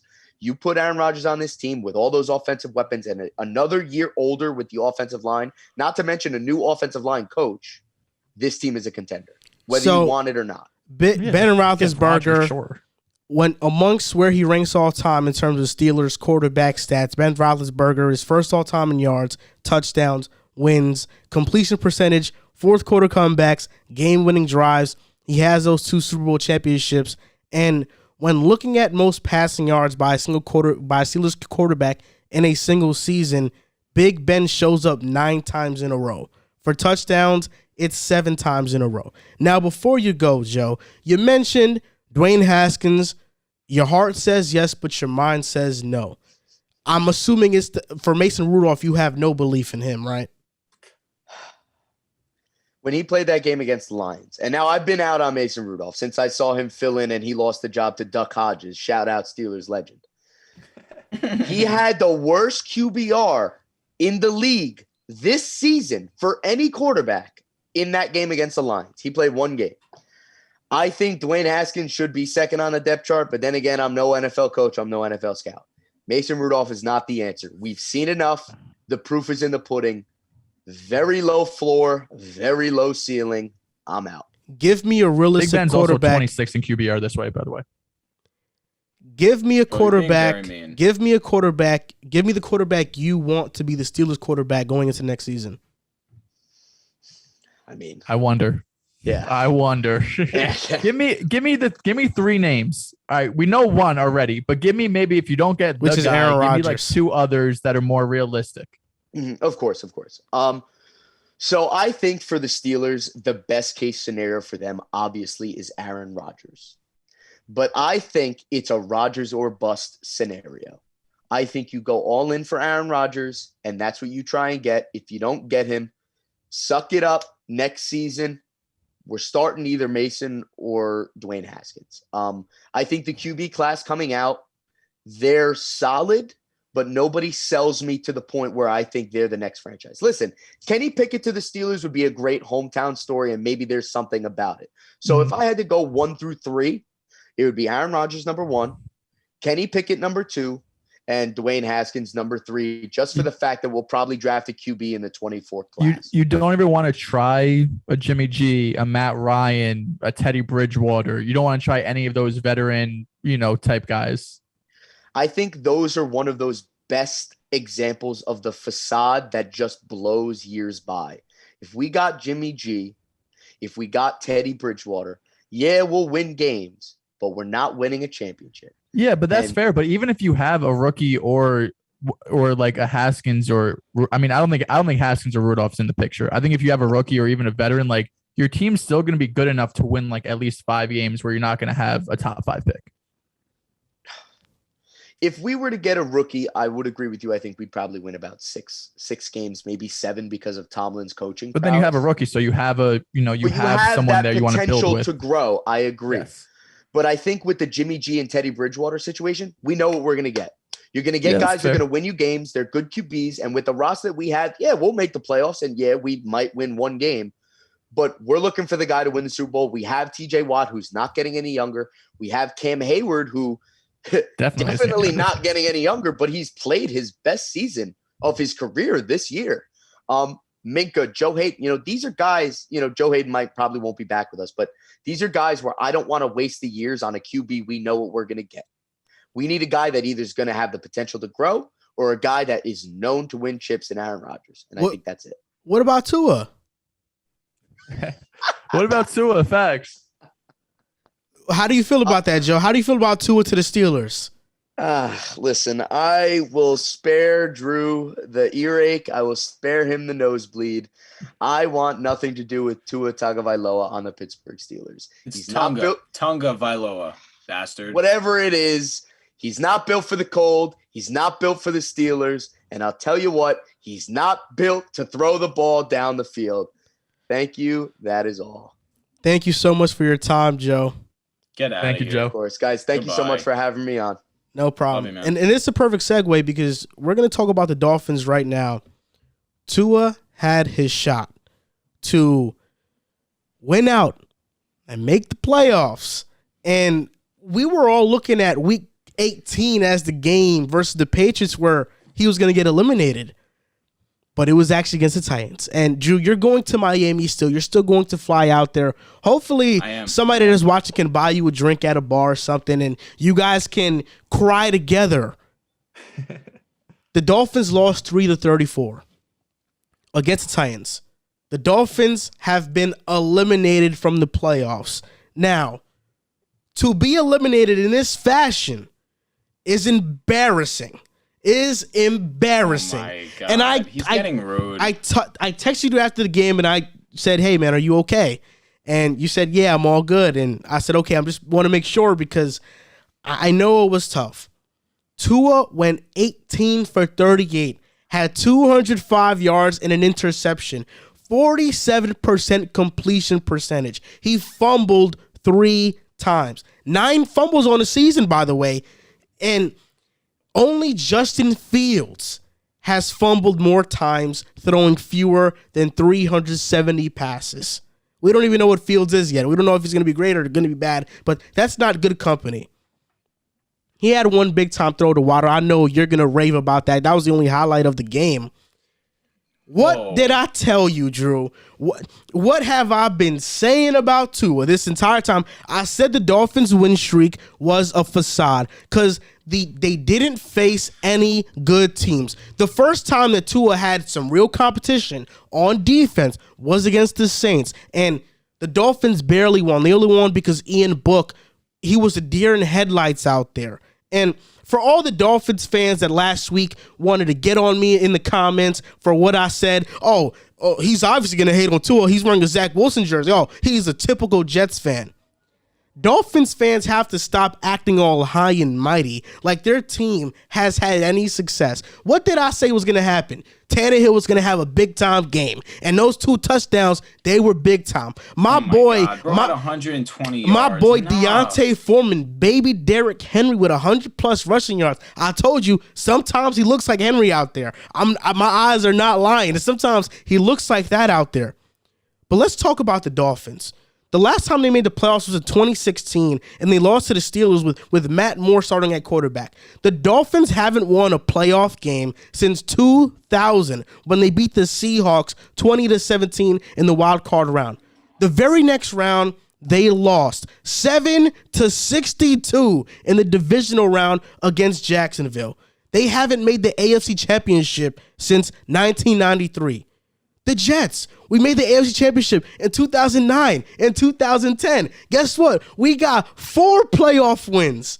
4 playoff wins in the last 12 years. That's more than Dolphins. So these Dolphins fans trying to act like their franchise is all high and mighty. You couldn't win with Dan Marino, and you're definitely not winning with Tua Tagovailoa, since I'm always getting his name wrong. It's Tagovailoa. And now I'm pretty sure the entire Dolphins fan base is split between should we keep Tua or should we move on. So, Drew, I'm asking you the question. You're the Tua guy. You're the Tua lover. Should the Dolphins move on from Tua or should they keep him? And don't forget, you said he was more accurate than Mahomes, than Burrow, than Herbert. So I want you to have the floor right now. All right. A lot of things to unpack here. A lot of things just thrown at me. It was a rough Sunday. Not going to say it wasn't. Now, for all those that are still on this video, given the fact that Joel just continued to run on and on and on and on about how bad the Dolphins are, I appreciate you because I know you guys are here to listen to what I have to say, since I am the face of Finn family here on this podcast, since no one else is going to give them their due diligence. Understandably, I'm here with 2 Jets fans. Again, as you guys know, Jets are going to be the Jets. They're going to hate on the Dolphins regardless. Now, to go into Sunday, I definitely will give some backlash to Tua. However, I don't fully believe that this game was his fault. You mentioned about the accuracy. What is he supposed to do in inclement weather when his coaches are not putting him in a position to be successful? Mike Gesicki came onto the podium after the game and said there was no scheme for inclement weather in practice, not once. Now, I'm a huge fan of Flores. I really am. But as the defensive coordinator, he's not a head coach, in my opinion. They need an offensive-minded head coach that when Brian Flores is on the sideline, while Tua's there, he's not drilling him with just negative feedback, but actually something that's going to benefit him on the field in terms of adjustments. The offensive coordinator, I had not been too low on, but not too high on. I was appreciative of them running the RPO offense, given the fact that their offensive line is the worst in the league. And we saw it on display this Sunday.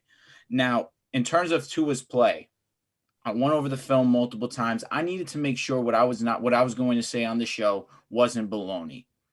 18 for 38, interception, no touchdowns. You look at the stat line, it looks like Tua had the worst game humanly possible. Now, there was two throws specifically that I looked at throughout that game and thought, that's on Tua. This is a bad throw. There was one over the top where he had Gesicki and he had Parker, and he kind of threw the ball in between them. Must have been a miscommunication on the route, who knows, where he just sailed it right in between the two, and it should have been an interception, no doubt. The safety just dropped the ball. Then there was another one where he's scrambling outside the pocket, and he throws the ball on the run, just throws it in the dirt. Those were the two throws that I looked at and thought, this is on Tua. He needs to get better at throwing on the run. That's the only thing that I look at going into this offseason that Tua really needs to work on, because he's a little bit more mobile than I've been giving him credit. He was this Sunday specifically against the Titans where they were really pressuring him. He was scrambling to his strong side, and he was making some throws happen. Joel, he mentioned his TikTok. Go ahead and show that, give that some love on TikTok. I believe it's @JoelDehls. There was one play specifically that he singled out where Tua is scrambling to his strong side, throws it borderline cross body, and hits him perfectly right where he needs to be. To say that Tua, the only good play that Tua had was to Waddle, is borderline egregious. I do believe we'd spoken a little bit before the show, Joel, that you give him a little bit of hate to the fact that it looks like he's given his all into every single throw. Go look at that throw to Waddle. That throw was effortless. It was perfect, right on the money. Given the fact that this game was in inclement weather, and given the fact the coaches refused to scheme up for a game like this, especially with the fact that they live in Miami, they understand the conditions of playing in the rain, to not scheme for it at all. And for the fact for the run game to be non-existent in the second half is beyond me. You had Duke Johnson, 7 carries, 49 yards in the first half, and you barely used him in the second half. I don't want to hear the whole game script was changed in the second half. It was 17-3, 10 minutes left, and they were on the Titans' end of the field. They more than had a chance. There was 2 times that they had this where Tua drives both times, one the full length of the field, the other regular field position, And Tua that first time drove them from the 2-yard line into Titans territory where they were taken out because the O-line can't hold for more than a second and a half, it seems like. Number 77, I don't even know his name. I don't want to disrespect him. He's in the NFL. Shout out to you. God bless you. You're not meant for the Dolphins. You've been horrible this whole season, You've been a huge liability to his blind side, especially as a lefty. You need to be the best O-lineman on the field, and week in, week out, you have been the worst player on the O-line without a doubt. You blow his blind side up every single week. They need a replacement at right tackle without a doubt. And there's 2 times where now he's driving down the field. He's in Titans territory. Jason Sanders, who's been a liability all season kicking field goals, misses the field goal to put them 17-6. And then on 4th down, now that he's missed that field goal, the next drive, 4th and 11, they're not kicking a field goal because they're down 2 scores. And instead of being in position to kick a field goal where it'd be a 1-score game, the whole game script is different. Who knows what happens? Now you force their hand, 4th and 11, them to throw the ball to Devontae Parker, who one was egregiously pass interference with like that was one of the worst non-calls of the entire game, if not the worst non-call of the entire game. And that basically was the beginning of the end for the game. You don't get that 4th down conversion. The very next drive, Tennessee goes and scores a touchdown that drive, 24-3. Of course, the game script's out the window. You have to pass the football. And already where inclement weather has played a huge role in this game, it was doomed. 24-3 with 7 minutes left. The game's over. D'Onta Foreman absolutely left his mark on this game. And forget about Tannehill. He had 120 yards. I'm not looking at him as the reason why they won this game. The reason they won this game was D'Onta Foreman. Without a doubt, he was spectacular. But ultimately, I'm not looking at Tua leaving this game thinking I'm looking at Tua as the main reason the Dolphins lost this game. There's no way, if you watch the game, you watched every throw that he made, that you can leave with that remark. Should they move on from Tua, given the fact they have all this cap space and they've put him in zero position to be successful all season, outside of them really changing the play call to RPO? That was the only good thing the Dolphins did for Tua. They said, we're going to run more RPOs because, one, you're so efficient and so accurate with the football that you can get it out quickly and make smart decisions. Other than that, they've done nothing to benefit him. They gave him one weapon in Jalen Waddle. They have an average run game at best. I said it earlier, Myles Gaskin's not that dude. Duke Johnson came in and was eons more effective than Myles Gaskin had been all season. And Devontae Parker, as much as I want to give this guy credit for in the past, what have you done for me lately? This game against the Titans, he had chance after chance after chance to help Tua out, did not make a single play for him. And I understand that he was interfered with. No doubt he was interfered with on that fourth down. You got to stop arguing with the ref and make a play for your guy. There was multiple times where I saw Devontae Parker get a hand on a ball, there was a chance for him to make a play, and he did not come through with it. Now, I'm not going to give Waddle a break either because he's been spectacular all season, but on Sunday, he had a couple drops that would have been big for the Dolphins. Overall, I'm looking at inclement weather, and I'm looking at irresponsible coaching as the reasons why the Dolphins lost on Sunday. Do I think they should move on? Absolutely not. They need to address the O-line. They need to get him one more weapon outside, maybe a Melvin Gordon type player in the backfield as well. That is a dual threat running back type wide receiver to move on, unless the name is Deshaun Watson, would be irresponsible and incorrect. Drew, before you go, Joe, I know you want to talk. Go ahead. Drew, that was beautiful. And for a second there, you almost made me switch my stance on Tua for a second. Because you just spoke so beautifully, and I just wanted to give you that credit. I just want to let you know that there was a point in time where Tua was 8th in QBR. He's 18th now. He was 1st in completion percentage. You raved about that. He's 7th now. Joe Burrow is completing 70% of his passes, and we all know he's throwing the ball way deeper than Tua. Who's more accurate now? I'm still going to ride with my boy. I mean, I'm not going to look at one game where inclement weather played a factor terribly when I've seen all season Tua being one of the most accurate quarterbacks in the league. If we want to go with the grand scheme of things and say the better quarterback, hey, I have no argument right now. Joe Burrow is among the best in the league right now. If that's the argument we want to go with, hey, I have to raise my hands and I have to say Joe Burrow has it. But if we're talking strictly placement, Joe Burrow is fantastic in terms of ball placement, but outlier with this Sunday, Tua has been borderline flawless with ball placement all year. It's interesting you say that, Drew, because I have two real thoughts here. One's more of a thought experiment. The other is more statistical, right? So we talk a lot about this win streak the Dolphins went on. And for this last month or so, I've kind of let you two go at it. Joel's on one side, you're on the other. I've kind of been middling. But as the weeks go on, I'm more and more taking Joel's side. And for anyone who says we're Jets fans, Joel's one of the biggest Mac Jones fans ever. He's a Tom Brady fan. I've criticized him for that in the past, but it's not a Jets thing. You know, I have no problem. I think Mac's going to be really good. Josh Allen's a stud. This is a Tua issue, right? So I went through it. From weeks 10 to 17, remind you, they're playing the Ravens, who's had a bad defense, the Jets twice, worst defense in the league, Panthers solid, Giants, Saints, Titans. Not the most great competition, but like you said, Drew, let's look at the totality. And really, since Tua has come back from injury, he has 1,500 yards, 16th most in the NFL, 8 touchdowns, 18th most in the NFL.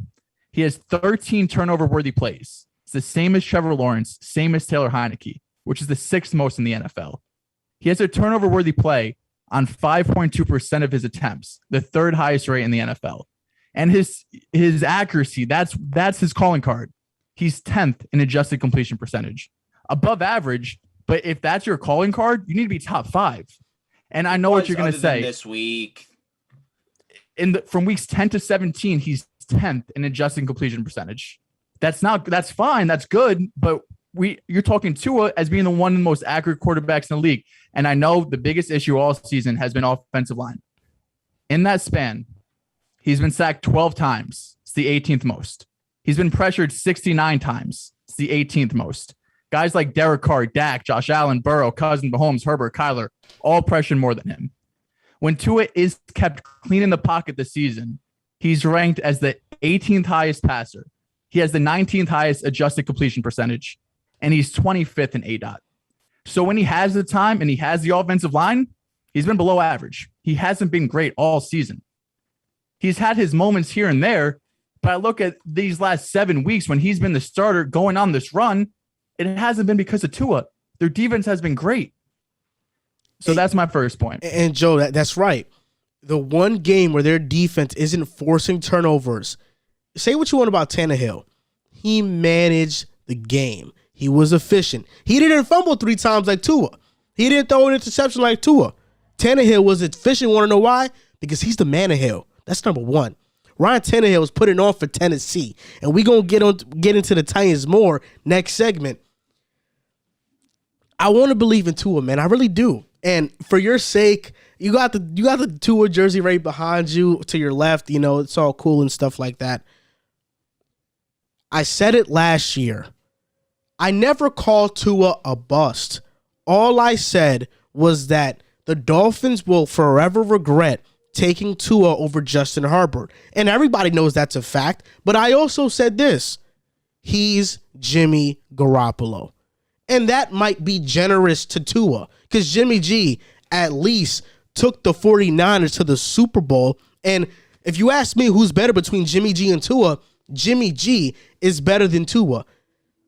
You can win games in the NFL with Tua, but that's about all you're going to do. And I'm not going to say it's all Tua because the Dolphins have a lot of holes. Jason Sanders, you're right. He's only made 72% of his kicks this season. Last year, it was at 92%. Their offensive line, the worst in the NFL. They have no running game to speak of. It's not all Tua's fault. But when this roster does get assembled, we're going to see a similar situation happen in Miami to what's happening in Cleveland right now with Baker. You know I don't like Baker too much. I mean, pardon me. You know I've been defending Baker because he's dealt with a lot of injuries. But even in that, I don't think Baker's a franchise-changing guy. He's a good quarterback, and right now he's getting knocked for being one of the worst quarterbacks, which he has been this season. But when he's healthy, I think Baker is also in that Jimmy G tier where you can win with him, but you're not going to win because of him. The Dolphins will never win because of Tua.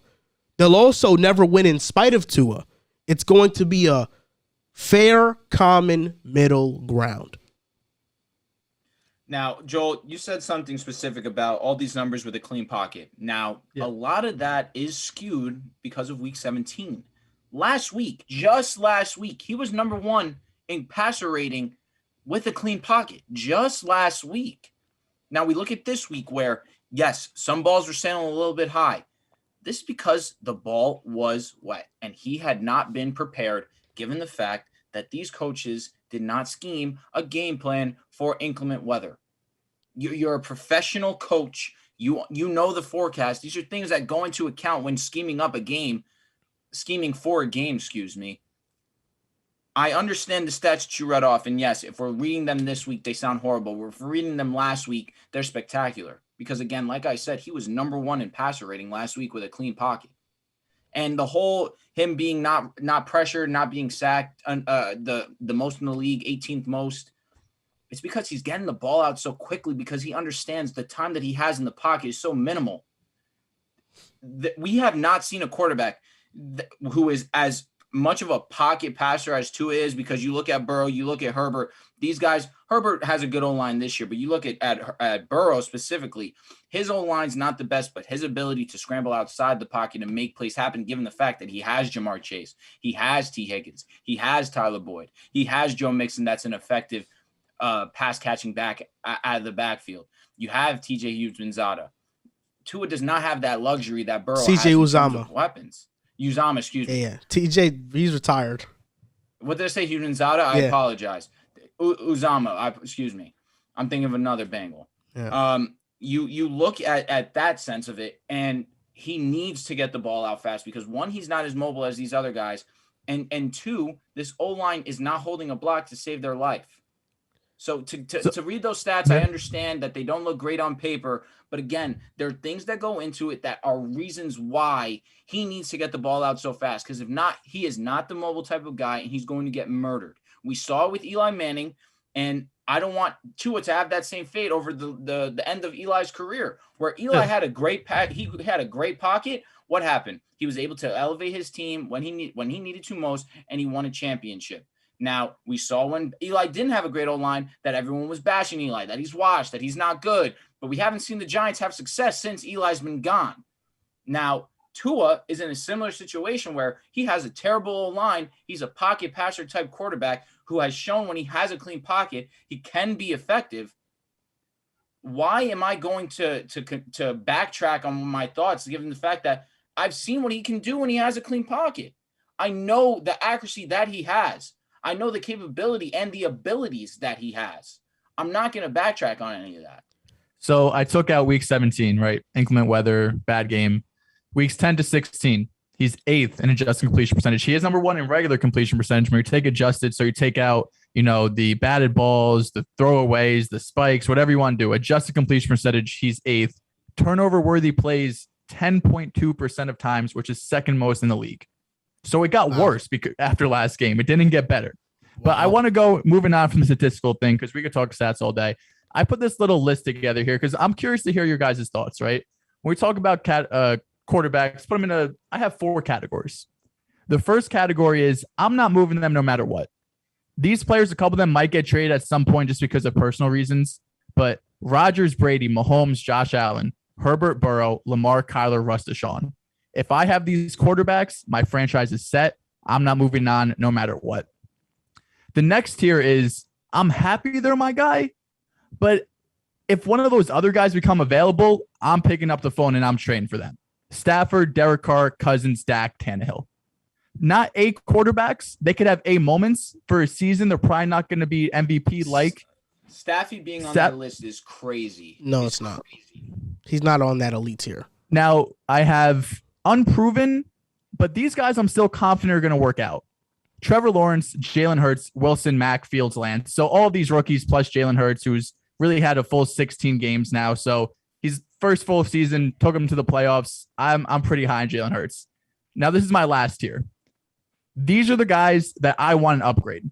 I'm going out and I'm trying to upgrade. Carson Wentz, Matt Ryan, Jimmy G, Baker, Tua. That's where I have Tua right now. I'm not saying you go and you move on from Tua to get Teddy Bridgewater, but I, in a heartbeat, would trade Tua in a first-round pick and get a Derek Carr or a Kirk Cousins. Why is Matt Ryan there? Significant upgrades over Tua. Why is Matt Ryan there? I want to upgrade over Matt Ryan. Matt Ryan is better. Matt Ryan is better than Derek Carr. No. Oh, yes, he is. No. Not right now. Not at this point in time. No. Matt Ryan may be older, but if I want to win this season and I have a roster to win this season, give me Derek Carr. No, give me Matt Ryan. Matt Ryan is better than Derek Carr. Has gone through. John Gruden's fired. Henry Ruggs gets arrested. What has Matt Ryan gone through? Jones, bro, Matt Ryan has had an abysmal offensive line since going to the Super Bowl in 2016, bro. What are you talking about here? The Raiders' offensive line's terrible too. Last year it wasn't. Just this year it has been. Okay, this year it's been terrible. They're a game away from the playoffs. And his wide receiver 1 has been Bryan Edwards the last month and a half. What are the Falcons this year? The Falcons have Hunter Renfrow, yes. The Falcons have overachieved this season. So have the Raiders. They're 9-8. Their head coach got fired. What's more? Their deep threat's gone. Hold on. Darren Waller got hurt. Hold on. Their first round pick got arrested. Both of them, Arnett and Henry Ruggs. Arnett was bad anyway. Ruggs was important, but Arnett was trash anyway. The Atlanta Falcons having this record is more impressive than the Raiders having their record, bro. Why? They're in a tougher division, too. Bro, they got to play the Chiefs, the Chargers. Bro, the Falcons are made up of a bunch of vet minimum guys. Look at the Raiders roster, Can you name me 10 players on the Falcons? I could try. You know what? How about you try 5? Try 5. I can name 5.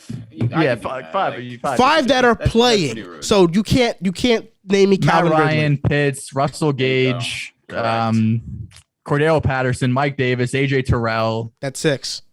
Give me more.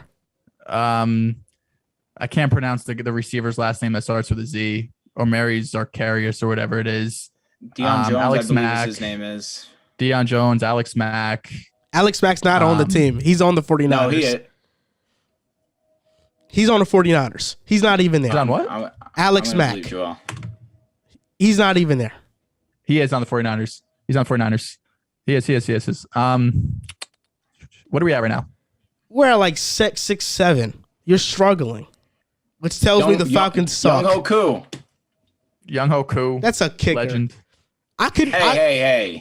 I could name you the players only because I for some reason I remember a lot of players, but like Alua Khan, Deion Jones, Grady Jarrett. Who else do they have? They got this player that he used to Dante Fowler. Zacchaeus, wide receiver. Yeah, but I'm just, bro, the Falcons are a worse team than the Raiders. And what Matt Ryan, bro, they've both overachieved for sure, but I think Derek Carr has done a lot more for that organization. Drew, your team is a quarterback needy team right now that wants an upgrade. Age aside, this season, Matt Ryan or Derek Carr?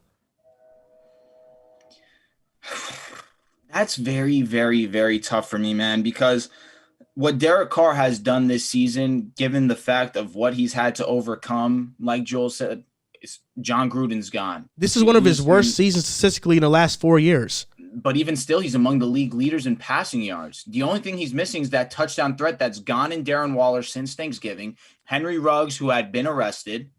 What are you going to say, Joel? Derek Carr has a higher completion percentage, 1,000 more yards, 2 more touchdowns. He does have 3 more interceptions. Where else am I looking here? More yards per game, more touchdowns per game. I don't see with Matt Ryan how he could possibly be better this year.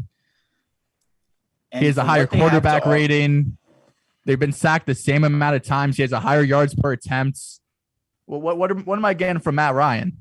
Yeah, man. Derek Carr's also more mobile. What do you mean, bro? All I'm pushing back on, I think Matt Ryan is better. All I'm pushing back on is that you said you're looking to upgrade from Matt Ryan.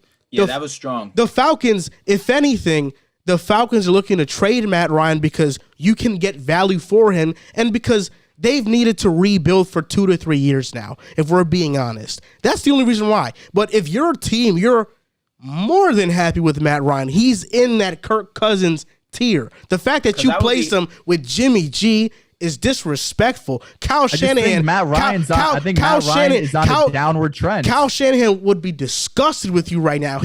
Matt Ryan won an MVP with Shanahan in 2015, bro, or whatever year. 16. Like, bro, that was 6 years ago. That's a lifetime in the NFL. 2017. Even still, 4 years is a long. Eli Manning was a starting quarterback 4 years ago. I don't look at this. Look at this. Look at this. 2016, Matt Ryan threw 38 touchdowns, 7 picks. I don't care in 2016. Okay, I understand. I understand. But this is my point. 2 years after, without Kyle Shanahan in 2018, he threw 35 touchdowns to 7 picks, almost 5,000 yards, 4,900 yards. That was 2 years after. So it's not like what have you done for me lately? Well, no, you love to say, "What have you done for me lately?" Well, he has this 19 year, touchdowns. This year. Okay, you're right. But they've had no touchdown threat, like you've mentioned. Last year, he threw 26 touchdowns to 11 picks, 4,500 yards. Kyle Pitts is a touchdown type of guy, and he only has 1 this year. And you told us last week Matt Ryan can't get the ball in the end zone. He did his whole career with Julio I'm just saying that because Julio Jones, that's been the story. But I guarantee you, if he had Calvin Ridley on this team, with Matt Ryan, different. There's only 2 players who has 100 targets and only 1 touchdown. It's Kyle Pitts and Cole Beasley in the entire NFL. You know, I hope you are being disrespectful to a former league MVP, putting him in a category with Daniel Jones and Jimmy G. Bro, Daniel Jones was not in it. I didn't even put Daniel Jones on this list, if I'm being honest. Okay. I think he's just bust. But he's just a backup. Who's in that tier of quarterbacks for you again? Matt Ryan. Maybe I'm more thinking of just the Falcons situation. They have to move on. But I had Wentz, Matt Ryan, Jimmy G, Baker, and Tua. Even Wentz. Wentz is in that Cousins. You guys know how I feel about Wentz. You guys know how I feel. And I would want to upgrade. There, man. Tua, if you're telling me if you're Wentz and you could call up and get a Stafford, Carr, Cousins, Dak, Tannehill, you wouldn't? Wait, hold up. Yeah, they had the opportunity. The Colts could have traded for Stafford. They traded for Wentz. They traded for Wentz.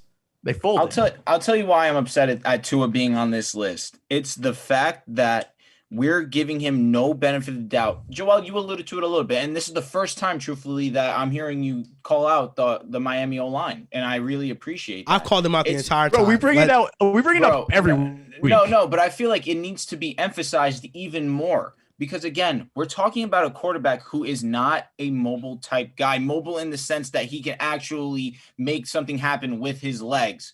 I won't throw Kyler in that. I would say a Dak Prescott or Aaron Rodgers to it. Or Zach Wilson. Sure. I'll even throw Zach Wilson in that category too. You need to have a little mobility in today's game, bro. Tua doesn't have the biggest arm, and true. And we've seen when he is clean, doesn't have the best completion percentage. I don't totally agree with that because Mac Jones is going to be just fine. Look, exactly, Joel. You need a little something. Not only that. Mac has a better arm than Tua. No, I know. My God. I'm not saying this to say I'm sold on Tua. In what sense? Bro, Tua just has like a Mac bottom Jones 5 better, arm bro. in the league. No disrespect. But he has a bottom 5 arm. Why are you saying that? What have you seen that makes you I say watch that? him play. He's made way more big time throws than Tua. He threw the ball 15 yards down the field and his whole body jerked trying to make the throw. But again, we just spoke about it. That throw to Waddle was effortless, and it was when he has 35. when he's sitting, he's able to set his feet and there's no pressure. So a normal play for a quarterback. 80%, 90% of the time, that's not how it's going to work in the NFL. You're going to have pressure. You're going to have to be off balance. And double look at Zach Wilson's 50-yard throw to Corey Davis. Tua cannot do that. He cannot. What do you mean he can't do that? We just saw it against the Jets. Devontae Parker. Bro, that wasn't the same throw. That wasn't the same throw, bro. That wasn't. Don't compare that throw to Zach's, bro. That wasn't the same throw. You're saying he couldn't do it, but that's pretty similar where he has to thread the needle perfectly. Those are two different throws. Zach's was 50 yards. Zach had an amazing throw. But on the run. How many yards was Tua's? Not 50 yards. Not 50 yards. That definitely not 50 yards. 50 yards actually, you just pulling that out. No, it was 50 yards. Yeah. Listen, like he was behind the 50-yard line and it hit Corey Davis in the end zone. It was an amazing throw. And listen, I'm not low on Zach. I've never been low on Zach. This isn't about Zach. Critical of exactly my point. I failed to see the special with Tua. Nothing jumps off the screen. All right. I get it, Joe. I mean, look. Well, for one, pick a side, Joe. First, we're talking about Matt Ryan. Now we're talking about Tua. Listen, pick a side. What do you want? I'll pick a side. What do you want, bro? What do you want? Listen, I'm just saying, Kyle Shanahan would be disgusted with you right now. What's the way about Tua? The way that we already talked about Tua. You know how I feel. Look. I'm just to give my final thoughts because I asked Drew if the Dolphins should move on from Tua. I'll say this. If it's for Deshaun Watson, 100%. And I think they're going to pursue him this offseason. You know, even if it's for another quarterback that's open, like maybe like a Derek Carr, maybe I probably still would do that. It depends, but in a heartbeat. Right now, the Dolphins, they need to fix this offensive line. They need to get a running game. They need to bolster up their defense just a little bit because there are still some holes there. And then we're talking, right? Tua in his second season, he's showing he's a good quarterback. He's not great. He's not exceptional. He's just okay. And sometimes we could have left it at good. He's just okay. So like the 17th next year is make or break for Tua. You already know how I feel about him. But next year, we'll really see if it's true, how we feel about it. All right. Man, disrespecting Matty Ice. Oh, my God. Shame on you, Mr. You guys told me to pick a side, then didn't tell me what to pick a side on. Yeah, I'm not going to lie. I thought, listen, what I was saying that is that you've been so in the middle with Tua, and now I have been. But now I said it to start my argument. Hold on, you bastard. We finally see Tua have a statistical bad game, and now he was bad against the Saints too. Okay, the Saints have one of the best defenses in the league. I know, bro, but he gave 3 points, and he still won the game. He put up 17 points. 17 points, bro, against one of the best defenses in the league. If you average 17 points a game, you're a bottom 3 offense in the league. Yes, no duh, I agree. But against the Saints, especially, so that's a bad. 17 points is a bad performance. I understand it's a good. I understand it's a good defense. Against any normal team, the Jets put up 20. The Jets put up 20 against them. with Taysom Hill, not Ian Book. He got a I don't know what you point. want me to say there. I don't know what you want me He to got say a there. point. I was just alluding to pick a side. I said that because, I mean, first talking about Matt Ryan, you're bashing Matt Ryan. Then you're going on Tua. It's I'm not talking a about, yo, bash. talk about what you want to talk about. But why we? Oh, they put up 22. Where did The Tua Dolphins come put up from? 22. There we go. Okay, and before we go on to our next segment, we're gonna do a little intermission and give a shout out to DraftKings. You can use promo code TBPN at DraftKings Sportsbook. And What's it hockey gonna be? fans, DraftKings Sportsbook, an official sports betting partner of the NHL, has a no-brainer offer that'll make you a winner once any shot gets past the goalie. New customers can bet just $1 on any NHL game and win $100 in free bets if either team scores. The NHL got rid of ties in 2005, so you know someone is going to light the lamp. If Sportsbook isn't available in your state yet, no worries. Everyone can play for huge cash prizes all season long with DraftKings Daily Fantasy Hockey Contest. DraftKings is giving all new customers a free shot at millions of dollars in total prizes with their first deposit. Download the DraftKings Sportsbook app now. Use promo code TBPN.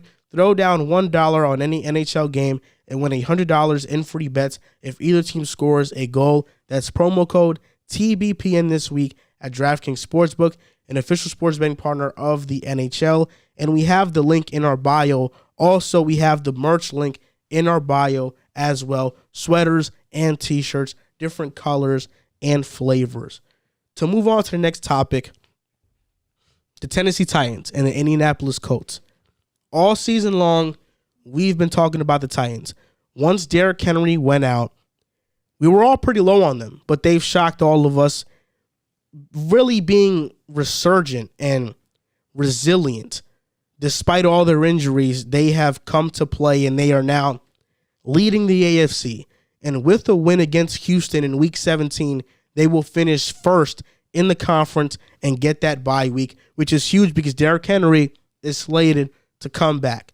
But you also have the Colts, who are 9-7, who they've went on a little run this season. And Drew, that was your Super Bowl pick. You picked the Colts to make it out of the AFC. So now this is my question to you two guys, and I'm going to start with you, Joe. Who do you believe in more, the Titans or Colts? Because you're not getting left off the hook either, because you also were on board with Drew in terms of the Colts being one of your picks to potentially go to the Super Bowl. Sleeper, yes. They were one of my sleeper teams, but the question last week was, will they? I said no. Drew said yes. So just want to, cross a line there. I don't think they're going. They're a sleeper team. That doesn't necessarily mean I think they're going to go. I don't think the Titans are going to go either. But who do I believe in more?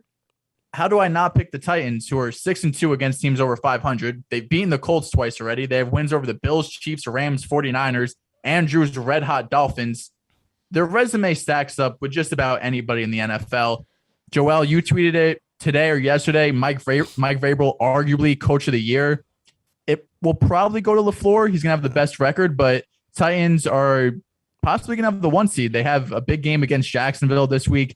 They actually haven't beat Jacksonville, and I want to say 5 or 6 games while they're on the road. One of those games was in London, but it's been a while since they went into Jacksonville and won a game. Now, I think they'll do it finally because they're going to be huge favorites. They have a lot to go for them. But when I look at this Titans team, they've won the best deep threats in the league with A.J. Brown. I feel like we talked about the Titans a lot this last month or so. And even though Derrick Henry has been out and he practiced today, there's a possibility he plays this week. If not, he should be more than fine for the playoffs. Depending if they get a bye or not, I think he'll play no matter what. But even with Henry out, they've been just about the same. With Henry in the lineup, they have 219 attempts, 937 yards, 10 touchdowns, averaging 4.3 a carry. Without Henry in the lineup, 229 attempts, 985 yards, 6 touchdowns, again, 4.3 yards per attempt. Obviously, having Derrick Henry in the lineup, it's going to change things. Statistically, it looks about the same, which means the productivity over a 6-game sample is somewhat replaceable. But Henry being in the game, it adds a whole nother element. Deontay Foreman has done well in his limited touches. I don't trust him over a full season, obviously not to do any sort of, be able to replicate what Derrick Henry is going to do. And I got to give a little credit to Tannehill too. I know he's coming off a bad game. There's one quarterback who I've been out on. He had 120 yards, bro. It wasn't a great game. He managed the game. I understand. Wasn't great. It wasn't a bad game. He threw 2 touchdowns with no picks. He managed the game. He didn't throw any interceptions. How is that a bad game? Fine. You said that he's coming off a bad game in the rain. He was fine, but inclement weather. Scored 3 points. The Dolphins scored 3 points. Inclement weather. I understand that. What are we talking about here? I get a lot of hate, especially from Serge, about Wentz. Man. But I mean, if you trust Wentz, how do you not trust Tannehill? Even though Wentz is in a better position with the better offensive line, the Titans actually have the 30th ranked offensive line. He doesn't really have that much better stats. Pass protection wise, comparing him to Ryan Tannehill. Yes, pass protection wise. We're talking about Tannehill. That's what I'm looking for right now. Tannehill has a higher completion percentage, more yards, only 3 less total touchdowns. Yes, the one thing is Tannehill has 8 more interceptions than Wentz, but he only has 3 more turnover-worthy plays. He's just been a little bit unlucky this year, and Tannehill's been sacked 20 more times. So I look at this team. You're getting Derrick Henry back. You're already beaten the Colts twice this season. For me, it's pretty easy. I think their defenses are about average. Darius Leonard's he's not going to win Defensive Player of the Year, but he's been one of the best linebackers in the game this year, and really since like 2018. The ability for him just to play sideline to sideline, force fumbles, interceptions. He's really been one of the best defenders in the league. But I'm looking at both of these teams. It's really hard for me to pick the Colts. Oh my God! Tell you what, I'm tired of hearing this turnover-worthy plays. Like, enough. Okay, I get it. Why? Like it's a good stat in terms of we get the grand scheme of things, but then we're looking at elite talent and just saying that they're not. They should be turning the ball over more. That or Wentz or Tannehill elite.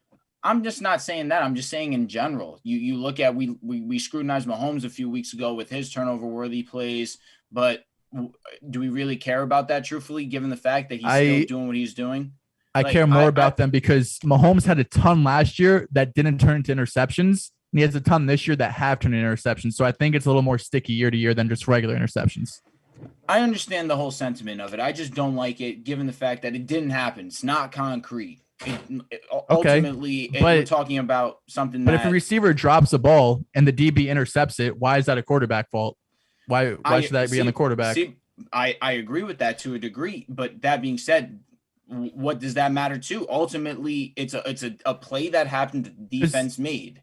Okay, you both are having you both make some great points. I'm gonna that's just it. Yeah, I apologize. I got a little off topic. I'm gonna side with Joel here. I think turnover-worthy plays is a very useful stat, but what I will say is that you have a knack for disrespecting good quarterbacks.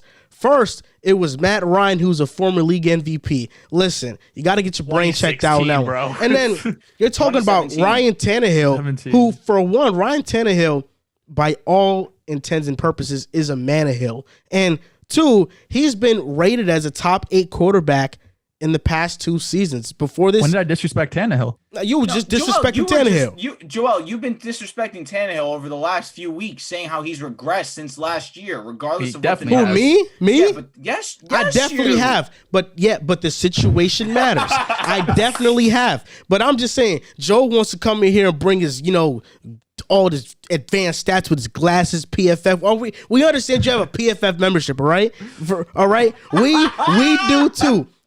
This is what I want to say, because, Drew, I know you're going to pick the Colts unless I am missing something. I'll let you speak. But when talking about the Titans, you talk about Matt LaFleur being Coach of the Year. Matt LaFleur deserves Coach of the Year. But should he win it? Absolutely not. Mike Vrabel is the Coach of the Year. The Titans are 11-5. They have played a record 88 players this season and are 1 win away from solidifying and having the first seed in the AFC with the bye week. Despite Derrick Henry's injury, they have been able to win games and have similar production from Deontay Foreman. They are 6-1 as underdogs this season. They have beaten the Chiefs, the Bills, the red-hot Dolphins, like you've mentioned, the Colts twice. The resume speaks for itself. And before Mike Vrabel arrived in Tennessee in 2018, the Titans made the playoffs once in 9 years. And they have now had 4 consecutive winning seasons, 3 consecutive trips to the playoffs, and 2 consecutive division titles. I understand the coach of the year is not a resume award. It's what have you done this season. But based on what Mike Vrabel has been given this season with A.J. Brown, Julio, in and out of the lineup, and Julio not even giving you Julio production, Derrick Henry out, playing a record 88 players, and still being 11-5, and most likely finishing first in the AFC, Mike Vrabel is 100% the coach of the year. No doubt about it. And to answer the question, I agree. To answer the question, I trust Tennessee. I trust Tennessee more than the Colts, without a doubt. But the Colts and the Titans are very similar. They both don't have great pass blocking offensive lines. They both are very run-oriented. The Colts just don't have weapons on the outside. The Titans do. They have a little bit more with AJ and Julio. Maybe he could even be a glimpse of himself, just a little bit of sparkle of himself.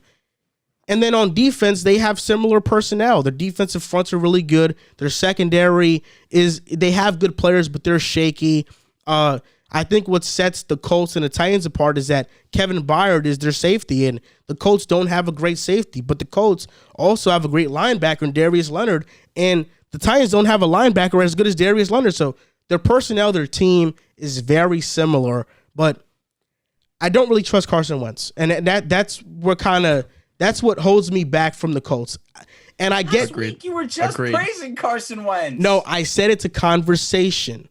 Because with similar, I said between that was the Wentz and Dak debate. I said between him and Dak, it's a conversation. Because when Wentz is given a good supporting cast, he is a similar quarterback production-wise. But we have never seen Carson Wentz in a playoff game play a full playoff game. We saw him once, but then he got out because he was concussed. We've never seen him play a full playoff game. The only year we can look back to is 2017, but he got injured and Nick Foles led that team to the Super Bowl. I'm not sure what I'm getting from Wentz in the playoffs. Because of that, I trust Tennessee just a bit more. But I do think the Titans, now that they're getting Derrick Henry, this could be a Super Bowl contender. And I was wrong for counting them out earlier in the season.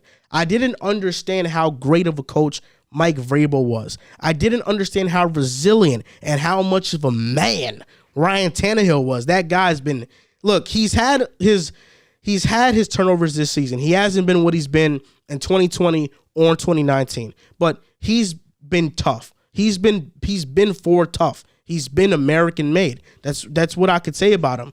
He's getting sacked a lot. This guy's getting hit every play. And I was on Titans Reddit the other day, and they were talking about how they might have ruined Tannehill because Tannehill is so shell-shocked from all the hits he's taken this season.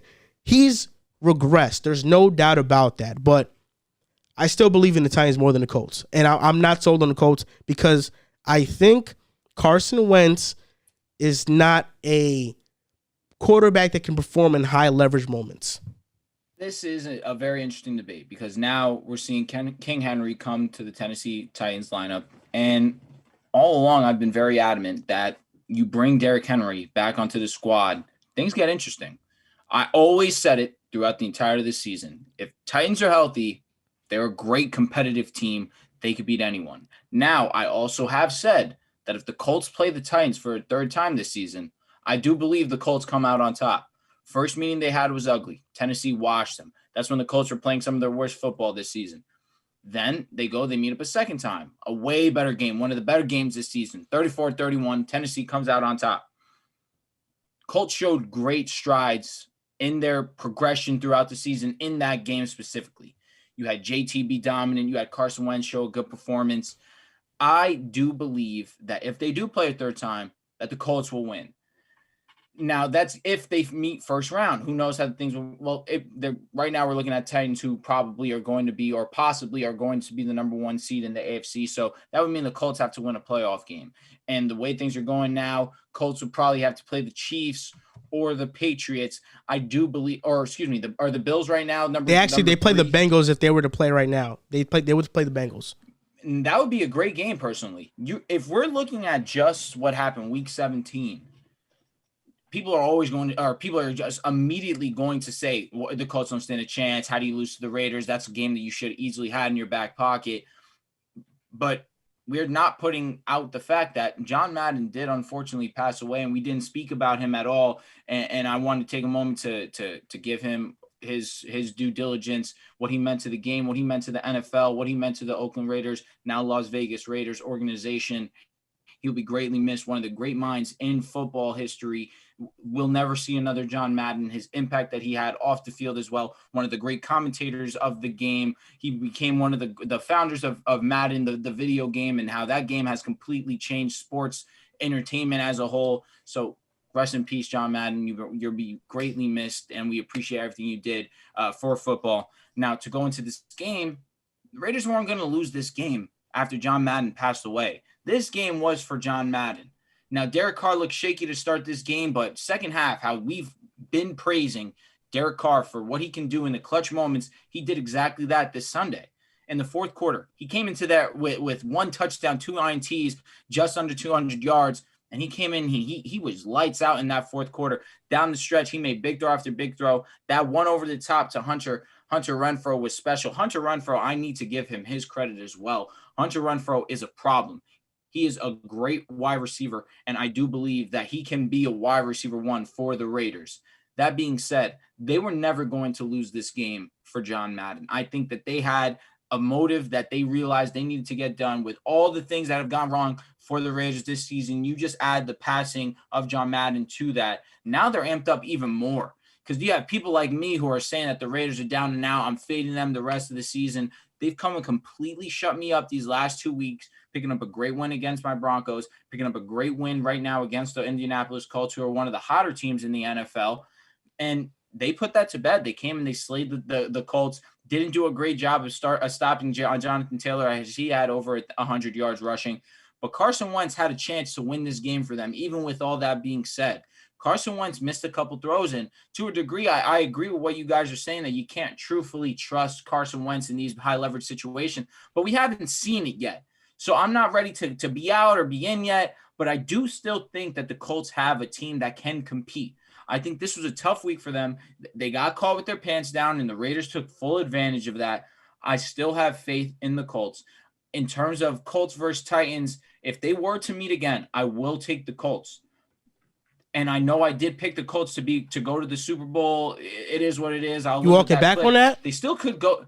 No, they still could go to the Super Bowl. Is that your pick though? And I'm not going to go back because, hey, I say it's pick a side. I live and die. If I'm wrong, I'm wrong. But there's still facts to prove that. Jonathan Taylor has been the best running back in the league. They have one of the better secondaries in the league. They have one of the best linebackers in the league. They have one of the best defensive tackles in the league in DeForest Buckner. They have one of the best rush blocking offensive lines in the league. And in a field where there aren't too many great rush offenses right now outside of if Tennessee does get Derrick Henry back and the Bengals with Joe Mixon, but we've seen Joe Mixon be stopped this season. We haven't seen Jonathan Taylor be stopped since week 4 against Miami or whenever they played Miami. I'm pretty sure I'm right with week 4. So in that sense of things, it's not so much that they need to rely on Carson Wentz to get it done. They have all the intangibles to still get it done outside of the quarterback position. We've seen a team where if like Joel, he's not too high on Jimmy G, and there's been valid reason to understand his point of view there. But we've seen where a quarterback doesn't need to be the best or the main piece in an offense and still have the capability to go to a Super Bowl. You had Raheem Mostert, who was one of the most dominant players that postseason run and was an integral part in San Fran's offense of them getting to the Super Bowl, especially what he did to the Packers. So I look at that and I still think the Colts do have a strong chance to go to the Super Bowl. I don't look at one team specifically in the AFC and just think that they're a clear dominant favorite. I just look at what the Colts give me and what they have over the rest of the teams on the field in the AFC and still think they could go. It would be hard. It is hard to beat a team twice. This question was, who do you trust more, correct? Yes. Yeah. Because trust, sure, the Titans. But if they're playing, it is very hard. 2 times, 3 times to be a divisional opponent it doesn't happen often. Wait, so you're picking the Colts too? No. I trust the Titans more. But I was just making sure because if they match up, it's a bit of a different question. If the question is, if they match up in the playoffs, Colts Titans, who are you taking? If I'm getting Derrick Henry, I'm taking the Titans. I'm getting Derrick Henry. See, that's my thing too, because in terms of trusting and like you just look at what the Titans have done consistently over these last years. I have to say I trust the Titans more. Sure, they've been a model of consistency over these last couple of years. Mike Vrabel is one of the best head coaches, one of the most untalked about head coaches in our league. I mentioned it throughout the last couple of weeks of what he's been able to do with what he's been dealt has been amazing. That being said, if they match up, I cannot see the Colts losing the third time. I really can't.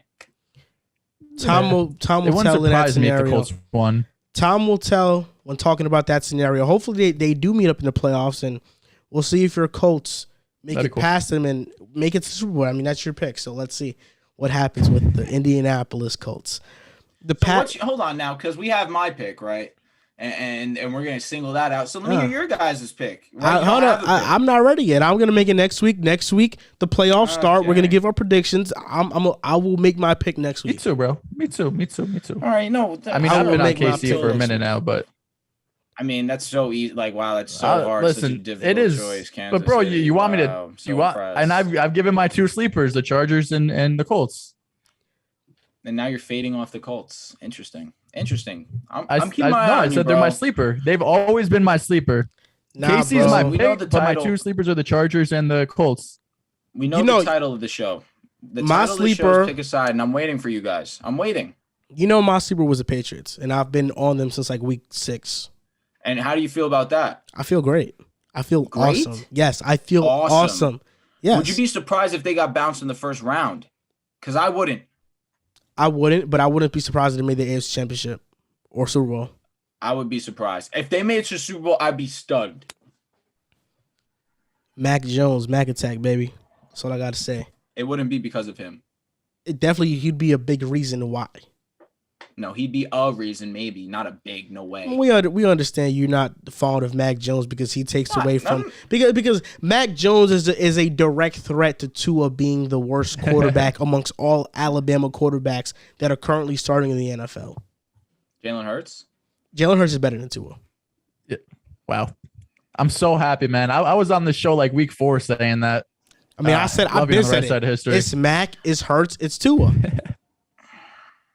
we all take listen, bro. last. Hurts made the playoffs first year as a starter. All right, Tua let's didn't. go. Next topic. Tua didn't. The Packers He clinched went the 10-6. first seed. Cut it out. Fitzpatrick played half the year. He did. Good point. The Packers clinched the first seed in the NFC. And we have seen this numerous times already. Matt LaFleur has 39 wins in his first 3 seasons, which is the most all-time from a head coach. The Packers have went 13-3 each season, probably going to go 14-3 this year because of the added game. Now, is this the year they make it over the hump in 2019? NFC Championship got bounced out by the 49ers. Last year, 2020, NFC Championship, lost to Tom Brady and the Tampa Bay Buccaneers. Is this the year the Green Bay Packers make it to the Super Bowl? Not win it. We're not talking about that. Just make it to the dance. Drew, before the season, you said this was the last dance for the Packers. And it had it not been for week 1, the Rams dominating the Chicago Bears, you would have not changed your pick. But that made you change your pick to the Rams.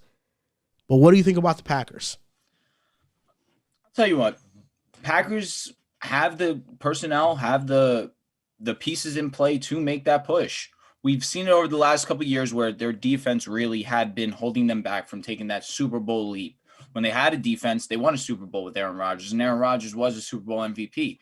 Now we've seen over these years, and they've struggled to get over that hump. They need that defensive factor to win a Super Bowl. That's every team, truthfully. You even look at Kansas City last season, they had a top 10 defense. So even if we want to praise that offense for being the best offense in the league, they still had one of the best defenses in the league. Excuse me, I'm talking 2 years ago when they faced San Fran. Now, talking about the Green Bay Packers, I can't say that I'm all in on them winning the Super Bowl, although everything seems to be written in the stars, truthfully. I spoke to it earlier in the season, like Joel mentioned, Last Dance, Devontae Adams, Aaron Rodgers, both being in contract years to a degree. Aaron Rodgers, not really, because he has a clause in his contract that if he wanted, he can get out and he can go to whatever team that he wants. But that's just a specific contract that he has. Tay, on the other hand, is an unrestricted free agent. He can test the market if he wants to. And I look at the Packers and I think that they have the personnel to compete for a championship for sure. I'm not ready to say that they are going to get over the hump without a doubt, because outside, I mean, even though you look at this season, there really hasn't been any holes really. You saw them look really shaky against the Saints week 1. And other than that, Aaron Rodgers has thrown 2 interceptions and almost plus 30 touchdowns this season. He's been borderline perfect. Number 1 in QBR, leads the league in fewest interceptions, has 30, I believe 35 touchdowns, which is still top 5 in the league, and has fewer attempts than Tom Brady, who leads the league in both passing yards and touchdowns. I just don't know if I'm ready to say I'm all in on them winning the Super Bowl. We've seen come down the stretch where, yes, they can make it to the NFC Championship 2 seasons in a row, but haven't been able to get over that hump. I still look at the Rams as a strong threat, regardless of what these last couple of weeks have shown, or what last week, I guess you could say, but that's only in the first half. We're going to talk about it a little bit later, but second half, Staffy is a special player. So I'm not too stressed about the Rams. Let me restart. I'm not overanalyzing what the Packers have done in this regular season, because we have seen the dominant Green Bay Packers in the regular season not necessarily translate to becoming a Super Bowl caliber team in the playoffs. So do I think that they could get over the hump? Sure. I do. Like, it's possible without a doubt. They have a top 3 chance in the NFC to do it. That being said, I'm not ready to say fully yes. You want me to go, Joel? You want to go? You can go. Go. All right. The Packers are going to the Super Bowl. Packers are going to the Super Bowl because I look at the rest of the NFC. Last year was the Bucs who, kicked them out, and the Bucs got hot at the right time. They got healthy at the right time. This year, it's kind of the opposite. They just came off a very narrow victory against the Jets. We talked about all their injuries. The only healthy running back right now is Le'Veon Bell. Fournette is expected back for the playoffs. A hamstring injuries, it's scary to play with the hamstring, regardless if you have enough time off or not. That's something that could be very easily re-aggravated. So even though Lenny's expected back, I got to see it first. Same thing with Ronald Jones. Hurt his ankle against the Jets. When is he going to be back? We already know about Godwin, Shaq Barrett. Who knows what's going to happen with AB? So if the Bucs going to walk in with Mike Evans and Gronk as your 2 weapons, and then you got to rely on Tyler Johnson, Grayson, Brashad Perryman, I don't feel great. And then, Drew, you alluded to it a little bit with the Rams. The Rams are a tale of 2 halves. I don't know what I'm going to get in the first half with Matt Stafford. This season, his touchdown to interception ratio in the first half is 17-12 with a quarterback rating of 90. In the second half, he comes alive. His touchdown to interception ratio is 21-3 and a quarterback rating of 120. It's hard to get much better than that. We saw that against the against the Ravens this past week. Stafford was 8 for 8 in the fourth quarter, 155 passer rating. He has 11 touchdowns, no interceptions in the fourth quarter. So when it comes down to it, yes, Stafford could get it done. But I worry when you're playing these elite teams week in and week out in the playoffs, so you could do it week in and week out and make comebacks every single second half. Then you look at the Cowboys. They're 5-0 against NFC East opponents, 6-5 against everybody else. They're a good team. They're not on the Packers level. I think you look at head coach, LaFleur is better. Quarterback, Rodgers is obviously better. You look at the whole NFC, they probably have the 4th best coach and the 4th best quarterback. So I don't trust them to make a deep run. Cardinals are another team that they're dealing with injuries as well. D-Hop, Watt, James Conner, Rondell Moore. What's Cliff going to look like in the playoffs? The team that does kind of worry me is the 49ers, who've had their number in the past. Jimmy G's having a really good season. They're able to run the ball really well, keep that lethal offense off the field. So they're a team that does worry me. And the Eagles are kind of similar, where they're a very run-heavy team. They won the better offensive lines in the NFL. Do I think they're going to beat the Packers? No. Do I think they could give them a hard game? Potentially, just because of how well they could run the ball. And that's really been the Packers' demise over the last few seasons. So I'm picking the Packers to win the NFC. I don't see much competition here. If the Rams play a complete game, sure, they can do it. But the rest of the league, just too many injuries and too many question marks. The Packers are a team that I've historically been very down on. 2019, didn't pick them to win the division. They won it. Actually, I did. I did pick them to win the division because that's when they got Zadarius Smith and Preston Smith. 2020, I didn't pick them. This past year, I didn't pick them. You guys know that. The Vikings let me down. In 2019, the Packers were one of the worst run defenses in the NFL. They ranked bottom 20. And in the NFC Championship, that showed. I wasn't too sold on Matt LaFleur because I thought a lot of their games were one-score games, and I thought they looked out in a lot of those games. Last year, Matt LaFleur proved himself to me as a great NFL head coach. And the Packers got better in their run defense. But they still had holes at corner. They didn't have a second guy outside of Jair. And they still had a hole at linebacker. This year, the Packers don't have that. Eric Stokes has been awesome as a rookie. Rasul Douglas has been an amazing pickup. And the story of the Packers season this year has been their under-the-radar pickups. Devondre Campbell, I mean, who would have thought he would have been one of the best linebackers in football at this point in the season? Devondre Campbell. He's been in the league for years now. He's never had this production. 146 tackles, leads the team. He's one of the best linebackers in football. They have shored up that position. Jair is coming back. Zadarius Smith is coming back. David Bakhtiari is coming back.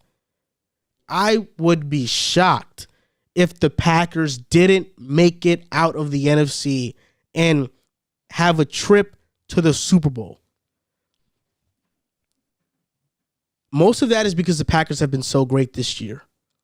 But it's also because I don't trust any team in the NFC. You know how I feel about Stafford and the Rams. I don't trust Stafford. It's simple as that. Arizona, too young, a little bit too inexperienced, don't fully trust the coaching staff. I look at the 49ers. They're good. They don't quite have enough. And Jimmy G's their quarterback. He's good, not great, not elite. Tampa Bay, injuries, drama, dilemmas. I don't trust them. The biggest threat to the Green Bay Packers are the Dallas Cowboys. That's the biggest threat. And if the Packers don't make the Super Bowl, the Cowboys will. I know Arizona beat them this past Sunday. The refs were on the Cardinals' side. The Cowboys are the second best team in the NFC. And if the Packers don't make it, it will be the Cowboys. The NFC Championship will be the Packers versus the Cowboys. And I'm going with the Packers, but the Cowboys pose the biggest threat to Aaron Rodgers and his Super Bowl hopes this season. You really think the Cowboys are that good? Yes, the Cowboys are that good. Why? Their secondary is not spectacular by any means, man. I understand Trayvon Diggs is having a historic season with interceptions, but he still let up over 1,000 receiving yards. That's egregious. Their wins out of division this year: Chargers, Panthers, early season Pats, week 6. Like, they weren't really in stride yet. Vikings, Falcons, Saints. They're great against the NFC East, and the Eagles have been good this year, but against everyone else, they've been kind of average. I trust the Cowboys. You trust McCarthy? I trust the Cowboys. I trust Dak Prescott. He's the main man, Prescott. I trust Dak. I trust Zeke and Pollard. I trust that offensive line. I trust Amari. I trust CD. I love Cedric Wilson. You trust Amari? I love Cedric Wilson. I think Micah Parsons is a game changer. DeMarcus Lawrence wreaks havoc. Trayvon Diggs forces turnovers. Jaron Kearse has been one of the more underrated safeties in the league this season. They got the guys, man. Dan Quinn has been phenomenal. He's revived his resume, his career. Yep. They're the biggest threat to the Packers. And if the Packers don't make it, it's because of the Dallas Cowboys. I can't agree, personally. I understand that the Dallas Cowboys have been playing relatively great football this season throughout the entirety. I agree. That being said, I just don't see how we can sleep on the Rams, truthfully. It baffles me still that we're understanding or trying to take in this narrative that Staffy can't get it done. He can't. We saw him. He's never done it. We saw him full. All right, then. So then, did you feel that way with Patrick Mahomes? I'm asking. When Patrick Mahomes was up and coming, why though? You didn't see it. I saw Patrick Mahomes perform in primetime moments all the time. but we didn't see it in the playoffs. We've seen we did. Matty do it. Yeah, we did. When? Yeah, we did. In the playoffs, He when lost to the first Pats. season, in the playoffs versus he lost, the but he AFC played chip. a great game. No, I'm not and if it disrespecting. wasn't, I'm just saying and if it prior to the wasn't, playoffs. if it wasn't for D Prior to the Ford, playoffs, I'm asking you. if it wasn't, did you believe in Mahomes? yes, absolutely, 100%. But why you never saw it in the playoffs? I saw enough from Mahomes in big time games. In the regular season. His first big time game in primetime was actually against the Broncos, and he torched you guys. He lit you guys We're up. a mediocre team. He lit y'all up. We're a mediocre team. It's not Matthew Stafford. Not only hasn't performed in the playoffs, he hasn't done it in primetime games. That's his problem. He hasn't done it in primetime games this year. The Titans. He struggled. The Titans. Against the Cardinals? The That's not 49ers. primetime? Oh, that's the only one. Okay, I'll give him that. Well, what do you mean? It's his most recent one. Bro, versus the Titans, versus the 49ers, what happened? He laid an egg. The first matchup versus Arizona, he laid an egg. And what about The first half stats, they trouble me, man. I just don't know if you could struggle that much in the first half against these top tier teams. I do think the Rams are the second best team in the NFC. But when you're going against the Packers, this is arguably the best Rodgers has ever been. You have to be damn near perfect to really win. I mean, the Rams have the personnel to do that. They do. Jalen Ramsey is the best cornerback in football. Aaron Donald is the best defensive player in football. Von Miller is still an effective rusher. Leonard Floyd is one of the better middle linebackers in the league. So the only thing you could say about the Rams and their other issue or main issue to me personally would be that second corner. I feel like they do need to address that. But that being said, against the Ravens, Williams played a really great game. He did his thing. Specifically down the stretch of that game, he played lockup defense. But again, we're talking about Matthew Stafford not being able to get it done, quote unquote. Meanwhile, Joel said it perfectly, 8 for 8 in the fourth quarter, and he's the main reason that he won that game. Second half, fourth quarter, he's probably the best quarterback in the league. So I don't want to hear that he right can't up there get with it done Rodgers. when in the biggest moments of the game, there's no one better than Matthew Stafford. I don't want to hear that. What? Nobody's better? Second half, he's phenomenal, bro. He has a 21-3 touchdown Who do you interception trust? ratio. Who do you trust more in the fourth quarter? Derek Rodgers. Carr or Matthew Stafford? Matthew Stafford. Oh, that's a good question because Carr is nice too, but this year I'd have to go with Stafford. I'm going with Derek Carr 100%. That's fine. He's I'm a not mad at that. gamer. That's what he is. He's And a Stafford gamer. isn't. Not And like Stafford Derek isn't. Carr. That's just Not like enough of Derek that, Carr. man. Derek Carr's a gamer. Stafford's been great this year in the fourth quarter, bro. I mean, you keep having your faith in Matthew Stafford. That's fine. I'll let you have your moment. Playoffs, we gonna see. We gonna see if my hunch about Stafford is correct. You can use all the stats you want. I'm going by feeling. What I feel in the gut. I got my spidey senses. I told you I've been watching a lot of Spider-Man. I think that rubbed off on me. I got some spidey senses now. The Packers are different this year. If I'm getting a gauge of things, am I the only one? Well, Joel, I appreciate it. You said that the Packers are going to the Super Bowl. I can respect a thing like that. Finally getting some density, some real meat into what a take is going on. I need someone to really about hit meat. me.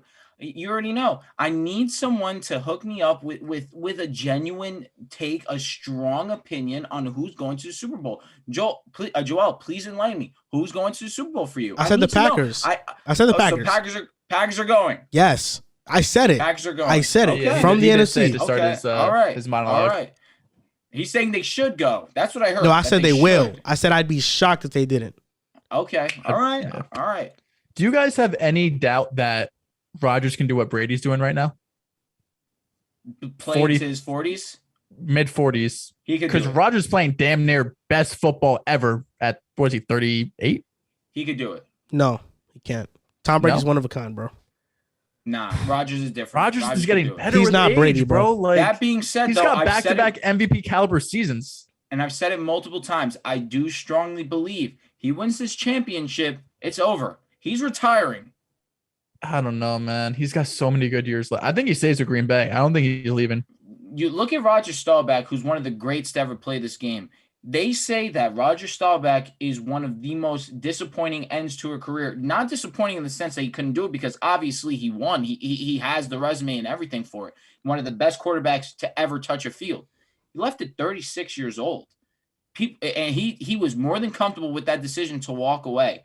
Now, we're looking at Rodgers, who, when it comes to the mental side of things, no one, and I mean no one outside of Aaron Rodgers, knows what's going on in between the ears.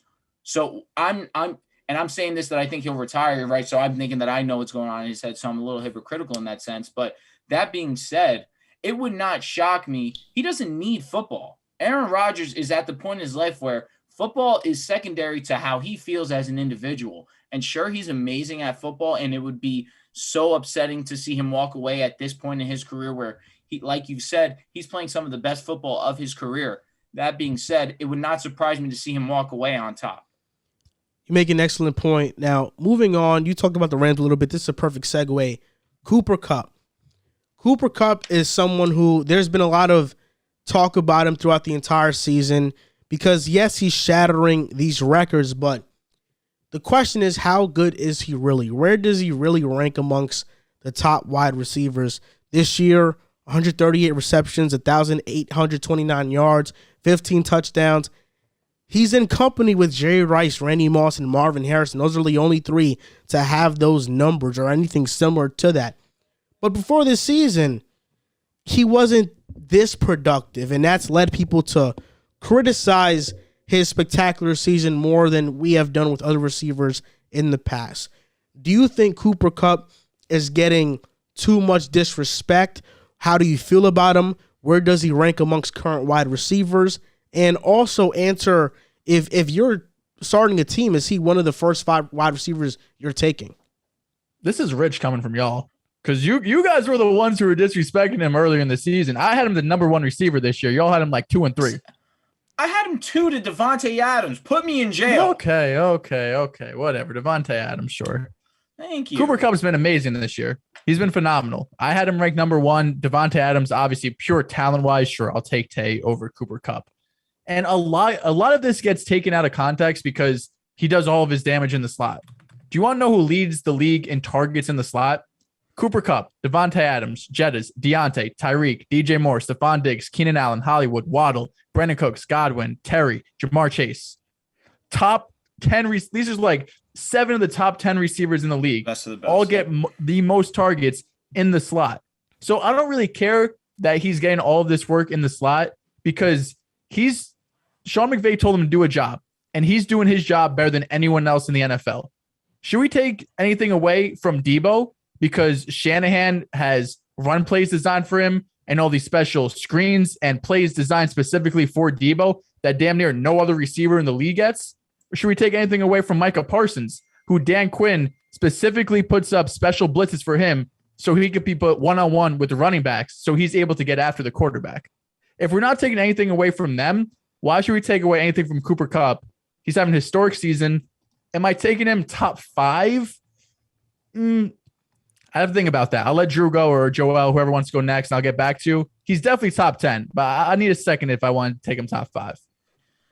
All right, so in terms of the disrespect that he's been getting, yes. And I don't – maybe this is a little bit strong, and I think that it is due to the fact that we're not seeing Cooper Kupp be like every other route runner where he is the fastest, or maybe he's not the cleanest, or you, in terms of catching the football, getting open, Cooper Kupp is one of the best in the league.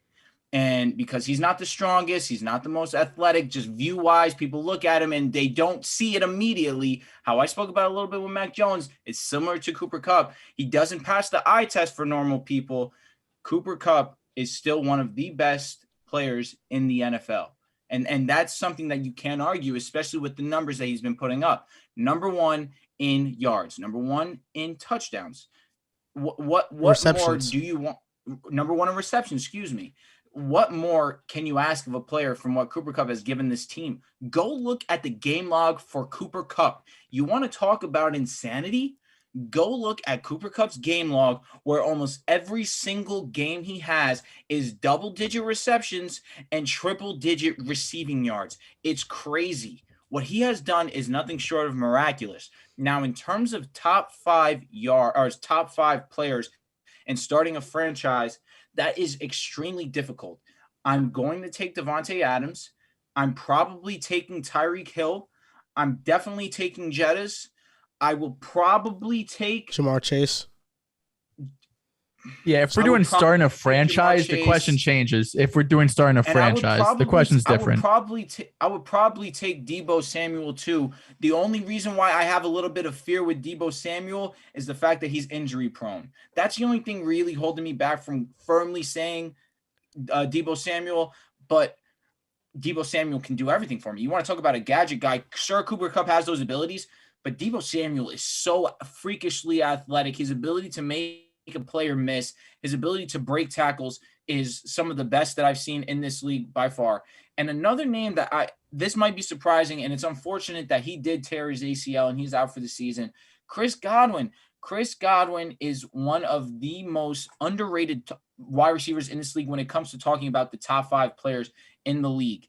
Chris Godwin this season, 98 receptions, 1,100 yards, 5 touchdowns, and the touchdowns aren't more because he plays with one of the best end zone threats in Mike Evans, and also, surprisingly, Rob Gronkowski, who's one of the league leaders in touchdowns at the tight end position. Chris Godwin, in my opinion, needs to be spoken about in this conversation a little bit more for what he has done, his abilities on the field, his route running abilities, his ability to get open. His over-the-top game is just as good, if not as good, as Mike Evans, who obviously is known for his over-the-top abilities, but Godwin has that physical capability to do so. It's just they need him to run this specific scheme, and he can be successful in any type of scheme you draw up for him. So in terms of the top 5, it's really difficult. What about A.J. Brown? That is also very difficult for me because going into the year, I've said it a few times, you could convince me that A.J. Brown was the most talented receiver in the NFL going into this year in terms of breaking a tackle, in terms of physicality, in terms of hands, in terms of big playability. There is no one that I really was looking at that had all of these things that I wanted outside of A.J. Brown going into the season. I don't know if I would lean him right now, given the fact that Kupp has these numbers and they're just something that you just can't overlook.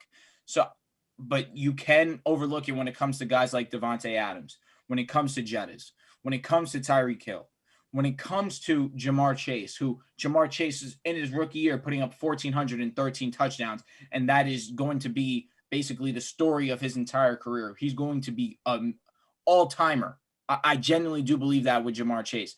So it's tough to say top 5, definitely top 8, but there are some great names at the wide receiver position.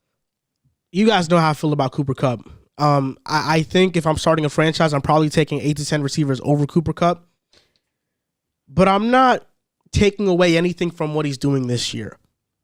Cooper Kupp is the Triple Crown king this year. Receptions, yards, and touchdown leader. He has 15 games of 90-plus reception yards, and he has 15 games of 90-plus reception yards, which is a single-season record. He's in company with names like Jerry Rice, Marvin Harrison, and Randy Moss. What he's doing, we might never see again. It's just as simple as that. But it's hard for me to take him over certain players because I think age is a big factor. But also, I think what's holding back a lot of people from elevating Cooper Kupp higher in the top wide receivers list is that this is his first real elite season. He's had great seasons in the past, but he hasn't had an elite one. Before this season, he only had 100 receptions in a season once. He only had 1,000 yards once. And 3 of his 5 seasons, he's had 6 touchdowns or less. This year, he has 15 touchdowns. It's not that we're disrespecting Cooper Kupp. It's just that this year feels like an outlier year. It doesn't feel like he can do this year in and year out. When talking about Devontae Adams, we know he can do this year in and year out. We're talking about Jamar Chase. As a rookie, 1,400 yards. He's going to be doing this for the rest of his career. He's going to be doing this for 5 years minimum. When talking about Tyreek Hill, he's done it year in and year out. When talking about Justin Jefferson, he's done it for the past 2 seasons. He has the most receiving yards for a player in his first 2 seasons in NFL history. So they've done it. This is the first time Cooper Kupp has put up elite level production, which is why it's hard for a lot of us to elevate him higher in the conversation. If I'm starting a team today, Cooper Kupp is not in my top 5 of receivers I'm taking. I'm taking Adams. I'm taking Jefferson. I'm taking Hill. I'm taking Jamar Chase. I'm taking A.J. Brown. I'm probably taking Debo. Cooper Kupp is like in that 7th to 10th range. And that's where I think he is. But this year, yes, he's having the best wide receiver season. But I think it's warranted for the reasons people have for not elevating him is warranted because this is his first elite season. And he's been injured in the past, but even when he's been injured in the past, like Kupp has been fairly healthy. The only time he's been injured was in 2018. He only played 8 games. He had 566 yards that year. I mean, that's on pace for 6 touchdowns. You're right. And 6 touchdowns. Yeah. That's on pace for 1,000, but is it on pace for 1,400, 1,500? Like, we know 1,000 yards is the gold standard, but that's a great receiving season. What's elite? Elite is like 1,300 to 1,500. That's elite level season. This is the first time we've seen Cooper Kupp do that, which is why I think people aren't elevating him. And he's also not a traditional X. But let me ask you guys this question. I think our podcast thrives on asking the tough questions. Because this podcast asks tough questions, I'm going to put you guys in an uncomfortable predicament, but give me your honest answer. Are people not elevating Cooper Kupp higher in the top wide receivers conversation because he is a white receiver? This, and Joel, if you want to give your thoughts, you're more than welcome to. I didn't want to allude to that in my original statement just because I'm not trying to make anything racially motivated. That's not the intention. No way. But to a degree, I feel as if there is a little bit of scrutiny to his game because of that. And that's what I was kind of alluding to in the terms of the eye test. People just don't see a guy like, well, you look at Wes Welker, and Wes Welker, for what the production that he gave, he was never given that elite status, even though he has the numbers to say he was elite in the time that he was playing, but never really was given that nod of being a top 5 guy. It's a very tough question to ask. You're 100% right. And just talking about it, you don't want to make the game racially motivated. And that's why I try not to view Cooper Kupp in that manner. But I feel like in the grand scheme of things, there are some people that definitely do look at Cooper Kupp and hold him back to a degree based on the fact that he is a white receiver. I think it does hold him back. I think because he's white, he's not getting the recognition that other receivers would typically get for having this great of a season. And we saw that with Christian McCaffrey not too long ago. We saw the exact same thing.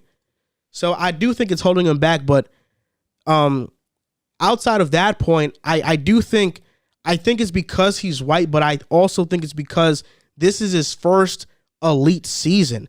This feels like an outlier season more than anything else. He hasn't had a season similar to this in his entire career yet. And I want to allude to that a little bit too, because we saw it in 2019. I mean, this is elite to me personally. 1,100 yards, 10 touchdowns. We saw Stephon Diggs burst onto the scene last season with 1,500 yards, and we immediately launched him into the top 3 category. It was Devontae Adams, DeAndre Hopkins, Stephon Diggs, in that order. So the fact that he's just bursting onto the scene and people are so hesitant to throw him into the top 3, top 4, top 5 conversation, it's tough for me, especially with the fact that we gave Stephon this immediate recognition when in a similar spot as Cooper Kupp, even though he did have 1,110 touchdowns. What had he done previous to that with 1,000-yard seasons, just breaking 1,000 in 2018, had 1,100 in 2019, and then got traded and was amazing. 1,500 yards for sure. And 31%, 31.7, let me say that again. 31.7% of Cooper Kupp's routes are on the outside. So he plays out wide 31.7% of the time. He's in the slot 66%, so the majority of his work is in the slot, but he does play out wide. It's not like he doesn't at all. He does play out wide. One other name I'll bring up too that we haven't said yet is CeeDee Lamb. I think if we're starting a franchise right now, I would also be taking CeeDee Lamb, but I don't think so. I'll go Kupp. I would definitely take CeeDee. I think he's a special player. Definitely? So I have him. I would take CeeDee. He's 20. Was he 22? Are you taking CeeDee over Godwin? No. Close. Are you taking CeeDee over Diggs? Yes. Starting a franchise? AJ? Yeah, I'm asking yes. Are you taking CeeDee over AJ? But Joe, I want to get your take on that. Do you think that it is because Cooper Kupp is white? It plays into it for sure. Like Drew said, he did have a good season in 2019. I just don't think anyone expects him to repeat this, which is fair. I mean, it's a historical season. It's gonna be really hard to repeat this. Did I lose you guys? No, good. But I think it definitely plays into it. And you were fair talking about how CMC was the same way, where when CMC burst onto the scene, people were still kind of hesitant because most of the time we see Hispanic or Black players, they're the ones who are the top elite players at the skilled positions. So when CMC does it or Cooper Kupp does it, we want to see it for a couple more years. That's just kind of our confirmation bias. I think more than anything, like I want to see it before I believe it. Maybe confirmation bias isn't the right term there, but regardless, I think it's just going to be hard for Cooper Kupp to replicate the season. I think a lot of other people think that too. I think that's the number one thing, but being white probably plays into it as well. Yeah, and also Cooper Kupp has 823 yards after the catch. So even if you want to knock Kupp's ability in the slot, even if you want to knock Kupp playing in the slot, with the ball in his hands, he's one of the more dangerous players in the entire NFL. He breaks tackles. He's elusive. He's shifty. And he racks up a lot of yak. I mean, 823 yards off of yak alone is pretty damn elite. Impressive. Oh, without a doubt. And we've been talking about the 49ers a little bit. I mean, the Rams a little bit. And right now we're about to talk about them even more because this Sunday there is a big-time game. 49ers versus the Rams. And if the Niners win, they will solidify themselves in the playoffs. They'll have a playoff spot. And if the Rams win, they'll finish first in the NFC West. So this is a big-time game for both teams. But Jimmy G might not play. And if Jimmy G doesn't play, that means Trey Lance is going to play. Now, do you have faith in the 49ers beating the Rams and making the playoffs if Jimmy G doesn't play, or even if he does play? What do you think about that? Personally, I didn't have the Niners winning this game, regardless of whether Jimmy G or Trey Lance had played. That being said, Trey Lance this past Sunday didn't have an amazing game. He had a good game. He definitely had his mistakes, though. One specifically that I'm looking at is the interception, which it's hard for me to say because if you look at the play that he should have made, which should have been to Deebo Samuel, who's coming in on a jet sweep, who ended up just breaking towards the crib, Deebo was by himself wide open. And Trey Lance had all the time in the world to sit back, survey the field, and see Deebo making that route. Now, instead, his eyes were really going towards George Kittle. He was 100% laser focused on George Kittle, hitting George Kittle. And then you see him make the throw, and the corner makes an amazing play on the ball, interception. That was a big mistake to me. You are understanding you're a rookie, you're trying to get your feet wet, but that's a mistake that shouldn't happen. Because if anything, what you should have done was stare off Deebo, who was the one in the play, who was actually the play action player in the play, and instead you hard stared the hot route, which shouldn't have happened. So I look at that, and then there was one play specifically also where he has a player running over the middle of the field towards the side of the sideline, and it's basically him, and he catches his ball. It's a touchdown. He goes and he just throws it a little bit too low, and the middle linebacker is able to put his hand up and break that play up, which should have been a touchdown. Instead, it's broken up, and you're moving to the next down. Now, outside of that, he played a pretty decent game. There were some passes that I was very impressed with, others not so much. But mostly, for the majority of this game, I looked at Trey Lance and thought that he played a solid game. 249 yards, 2 touchdowns. Interception that, again, we spoke about a little bit. Wasn't the hugest fan of that play, but it's mistakes that could be fixed. It's one of those that the quarterback coach or the head coach, Kyle Shanahan, can go and talk to him and say, hey, next time, don't stare at this guy too hard. Defenses read eyes. And what you did was a glaring obvious decision that you just need to try and minimize next time. So, and it was against the Texans. So this is a game they should have won. They did win, and they didn't win because Trey Lance was overly amazing, but Trey Lance was a big part of why they won for sure. And going into this game against the Rams, I struggle a little bit to see how he's going to play against the Rams because you got Jalen Ramsey that you got to worry about. The Texans pass rush is not Aaron Donald, Von Miller, Leonard Floyd good. It is nowhere near that. So it's a whole different type of personnel that they're going to be facing against. Trey Lance is not going to be able to get away with some of these mistakes that he made against the Texans, against these Rams. And the Rams have been playing decent football, regardless of what last game says. They looked terrible in the first half. Second half came, they were a whole different team. Matthew Stafford put them on their back. They had an amazing second half, amazing fourth quarter, going 8 for 8, like Joel alluded to a little bit earlier in this podcast. And he was amazing. And he was able to come down the last seconds of the game, put together a game-winning drive, put together an impressive throw to Odell, who made an even more impressive catch on fourth down, very clutch, and the very next play after scores a touchdown to Odell. They just have too many guys on this offense that defenses need to be worried about. We spoke about Cooper Kupp just seconds ago. The best statistical wide receiver in the league right now. You have Odell, who has rejuvenated his career, coming to the Rams as of right now. He has 6 touchdowns in 6 touchdowns in 8 games, I believe. Since coming to this team, he's been the Odell that we had expected him to be on the Browns. I'm happy that he has completely changed that narrative. Odell is one of my favorite players in the league. If you know me, you know that I love Odell, and it was really crushing to see him struggle in Cleveland. We had such high expectations for him in Cleveland, with Baker Mayfield being the prospect that he was coming out of college. The rookie season that he had really excited fans, and he was getting a real wide receiver option. And we thought that it was going to be one of the more explosive duos, just didn't play out to be that way. But now he's finally coming and showing what he is really about, being the Odell Beckham that we've been accustomed to over these years. Doesn't have the yardage. And if you look at the yardage as compared to the Cleveland Browns, it's pretty similar actually. But the only difference is the touchdowns. He already has more touchdowns than he did in his entire career with the Cleveland Browns. And this is only in a matter of 7 or 8 games. So I'm looking at this Sunday and I'm thinking the Rams are going to come away with this one easy. Right now, Vegas has them in -5 odds, -5 favorites. And I think that that's fair. I think if Jimmy G is not going to play this game, you're asking a lot of Trey Lance. And unless Trey Lance shows us that he's a special ball player early on in his career, it's going to be hard for San Fran to come out on top. If Trey Lance plays in this game, the 49ers don't have a chance.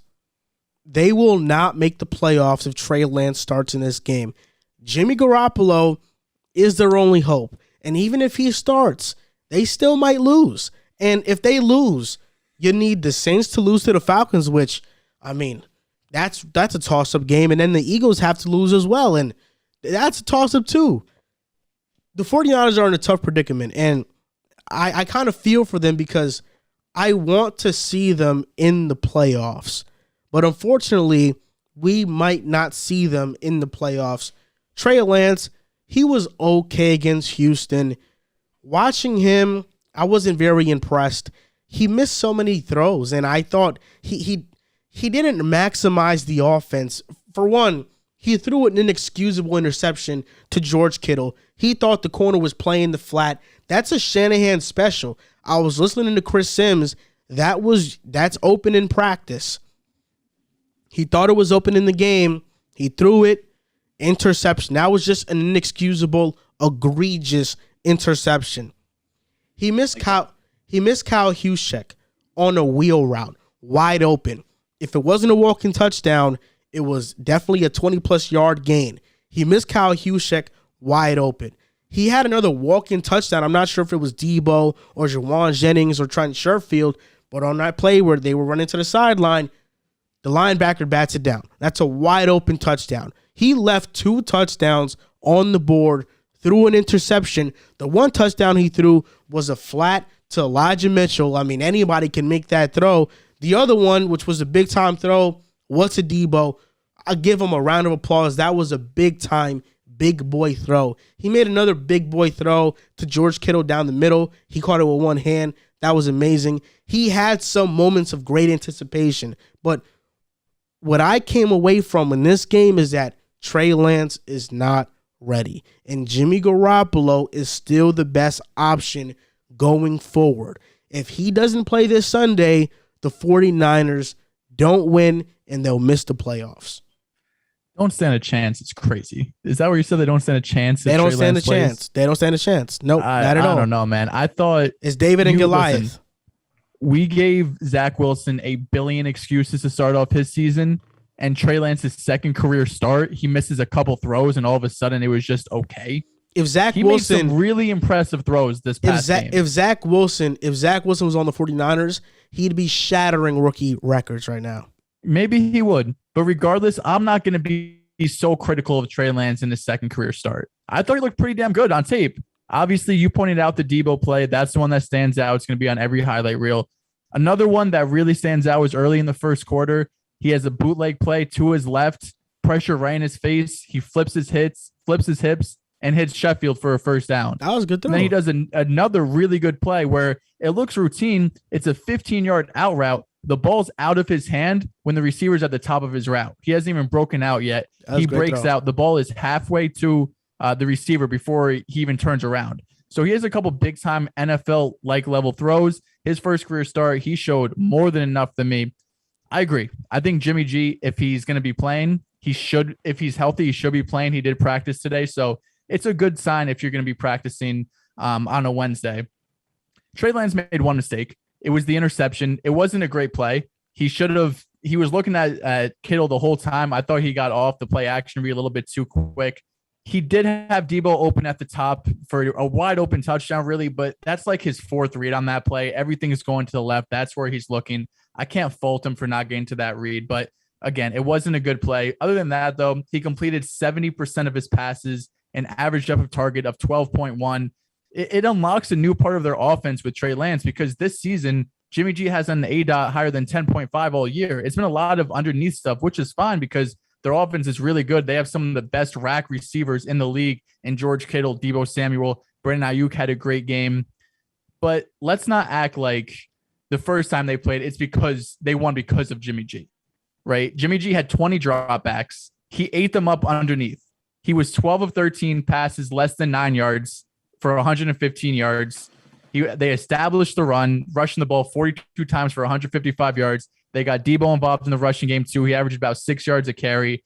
So it was really the short passing game and the run game that got them that victory. They won big. I think Trey Lance is more than capable of doing that. And the Rams were just really sloppy that game. It was their first game with Odell and Von Miller. The receiving options had 6 drops. One of them was turned into Jimmy Ward pick 6. So I know you don't like talking about turnover-worthy plays, Drew, but that's one that's, it might not be on Stafford because they dropped the ball, then he got a pick 6. Stafford did have 3 turnover-worthy plays in that game. Overall, the offense just kind of looked out of sync. And since they were behind, they had no real ability to establish the run. Cam Akers should be back. Should be really fun to see him. First game back from an Achilles, but this is still going to be the Sony Michel show. He showed out these last few weeks. He should be the lead back going into the playoffs while Cam Akers kind of gets his foot in there. I do worry a little bit. I mentioned it earlier. These first half woes with the Rams, they don't get off to the hottest start. I worry that if they get off to a slow start again, the 49ers just going to be able to rush the ball the entire second half and really just kill that clock. So Jimmy G will probably play. I think regardless if Jimmy G or Trey Lance plays, I think the Niners win this game. Oh, you're picking the Niners to win this game then? I think they do. Okay. Regardless if Jimmy G or Trey Lance plays. Okay. That's good. I mean, the Rams have lost their last 5 matchups versus the Niners. Did that take into account your decision? I haven't thought of that. I mean, at some point, you're bound to get one on your divisional opponent, but I'm not really worried about their last matchups the last couple of years. The teams completely switch year in and year out. So that I wouldn't say I took into account. I mean, it is good to know that Shanahan has had McVay's number over the last few years, but I just think right now, the way that the Rams have been playing, just kind of struggling in the first half, being sluggish at times, I think the 49ers are a really complete team. They don't make as many mistakes. So that's why I'll be taking them. If Jimmy G plays, I'm going with the Niners. If Trey Lance plays, they have no chance. All right. Who are you going with, Drew? I wonder. I thought that was obvious. I said it earlier. I'm going with the Rams. The Rams have been playing pretty good football, borderline great football these last couple of weeks. Didn't have a great first half against the Ravens, but had a great second half. And I think that the trend continues. I think the Rams continue to roll, and they have something to prove. They got owned by the 49ers on Monday Night Football, and I think they have to change that narrative. Sean McVay needs to get this W against Shanahan, and I think that it gets done for sure. Another big-time game this weekend. It's a Sunday Night Football game. Is the Raiders versus the Chargers. And this is a win-and-in game. If the Raiders win, they're in the playoffs. If the Chargers win, they're in the playoffs. But if the Steelers lose, these two teams can kneel it the entire time, and they'd both make the playoffs if that does, in fact, happen. But let's assume none of that happens. The Steelers win, so one of these teams has to win and make the playoffs. Who do you have winning this game? I'm so torn on this one because my dad's a Raiders fan, so I kind of want the Raiders to win, get into the playoffs just for him. But I picked the Chargers, my sleeper team. If they don't make the playoffs, it's hard to be a sleeper team for the Super Bowl if you're not even in the playoffs, right? So I am torn here. The last time these two teams played was all the way back in week 4. I mean, that seems like a whole nother year as of right now, right? We're in week 18. Teams are completely different now. The Raiders team looks completely different. Chargers are more similar. This was a bit of a weird game because the Raiders got down big early. It was 21-0 at halftime. They made a comeback, was able to make it 21-14 at the end of the third quarter. Just wasn't enough. The Chargers ended up winning 28-14. In that game, Herbert played really well. Justin completion percentage of 82, threw for 3 touchdowns. Ackler did his thing, 15 carries, 117 yards. And the defensive line, the Chargers really played well too. Joey Bosa really won his matchup against rookie Alex Leatherwood. Applied 7 pressures to Derek Carr and the Raiders. I mean, they really got after the Raiders, had 15 pressures in total. And the Raiders also lost a couple DBs in that game. Trayvon Mullen and Damon Arnett both got hurt. So even more backups, they came in banged up already. So it was a bit of a tough matchup for the Raiders. They were at match just in terms of injuries, and the Chargers were just a better team at the time, even though the Raiders started off hot. In my opinion, though, I look at the Chargers. I think they have the better head coach, quarterback, running back, receivers, offensive line. Both of their defenses are bad, but at least the Chargers able to get some takeaways. The Raiders have the second fewest in the NFL. So while the Chargers don't have the best defense, at least they're able to have some sort of chaos defensively and get a couple turnovers. Now these teams get after the quarterback extremely well. They're towards the bottom of the league, both in sacks. When it comes to predicting this game, it's hard for me to go against Justin Herbert in the way he's been playing this season. So I would be taking the Chargers, but a part of me wants to root for the Raiders just because of all the dysfunction Derek Carr has been able to overcome, the passing of John Madden. It would be, poetic for them to get into the playoffs this year. I don't think they'll do much because they're just going to be outmatched by damn near every other team in the AFC, just pure talent wise. So I'm picking the Chargers, but I wouldn't be mad at all if the Raiders won. I'm putting in a predicament here because I have been extremely vocal on how I don't believe in the Raiders. I said, you got to fade them. I don't think they'll win a game the rest of the season. And they have told Andrew to politely shut up. Politely. It's going to be tough for them to beat the Chargers. I agree. You look at Max Crosby, you look at Nassib. These are guys that can get after the quarterback. And you're missing one of the guys that is the center is one of the most integral positions of the offensive line. Left tackle is the most important, but center is just right behind it. The center needs to be in great communication with the quarterback so they're in sync, so the offense starts to flow. And if you lose this guy Lindsley, it's going to be a huge hit to them. He's been one of the reasons why this offensive line's been so effective. You look at the grand scheme of this game, and who do you think will come out on top in terms of who's the more clutch player? We have Herbert, who has been scrutinized a little bit to a degree where people don't think that he can play against over 500 teams at the level that he plays against bottom teams of the league. And I kind of disagree with that to a degree. People gave him a little bit of criticism for his game against the his game against the Chiefs. I thought he played a fine game. I just thought that the defense kind of just ran out of steam and they couldn't stop Patrick Mahomes. So I don't blame Herbert for that loss. I think he had a really great game. That being said, they should not lose this game against the Raiders. And maybe I'm the good luck charm for the Raiders by continuously counting them out. And I'm not going to jump ship. I think that the Chargers do win this game. I think that Herbert is going to outplay Derek Carr. I think that Austin Eckler is going to have a huge part in this win. Raiders do not have not a great rush defense by any means. They actually have a pretty bad rush defense. So I think Eckler makes his stamp on this game, and I think Chargers come away with the W. This is one of the harder games for me to pick a winner in because I love both teams. And I wouldn't say I love both teams. I love the Chargers for sure. With the Raiders, I just love Derek Carr. That's my guy through thick and thin. One of my favorite quarterbacks in the entire NFL. And I would love for him to make his first playoff. So I'm hoping the Steelers lose. But if I have to pick a winner, I got to go with the Chargers. I got to go with Justin Herbert. He's a top 5 quarterback in the NFL. They have the receivers. Granted, the Raiders are 10th in pass defense. So they have a pretty good pass defense, which is the perfect formula against the Chargers. But I think with Joey Bosa coming back, with Derwin James, they were huge losses against the Texans. Those guys get after it. And Joey Bosa specifically, he single-handedly dominated your Broncos. Drew Lock said he's tired. Joey Bosa next play sacked him and said, I'm not tired. Now, Joey Bosa is a madman. He's a dog. Linval Joseph is excellent against the run.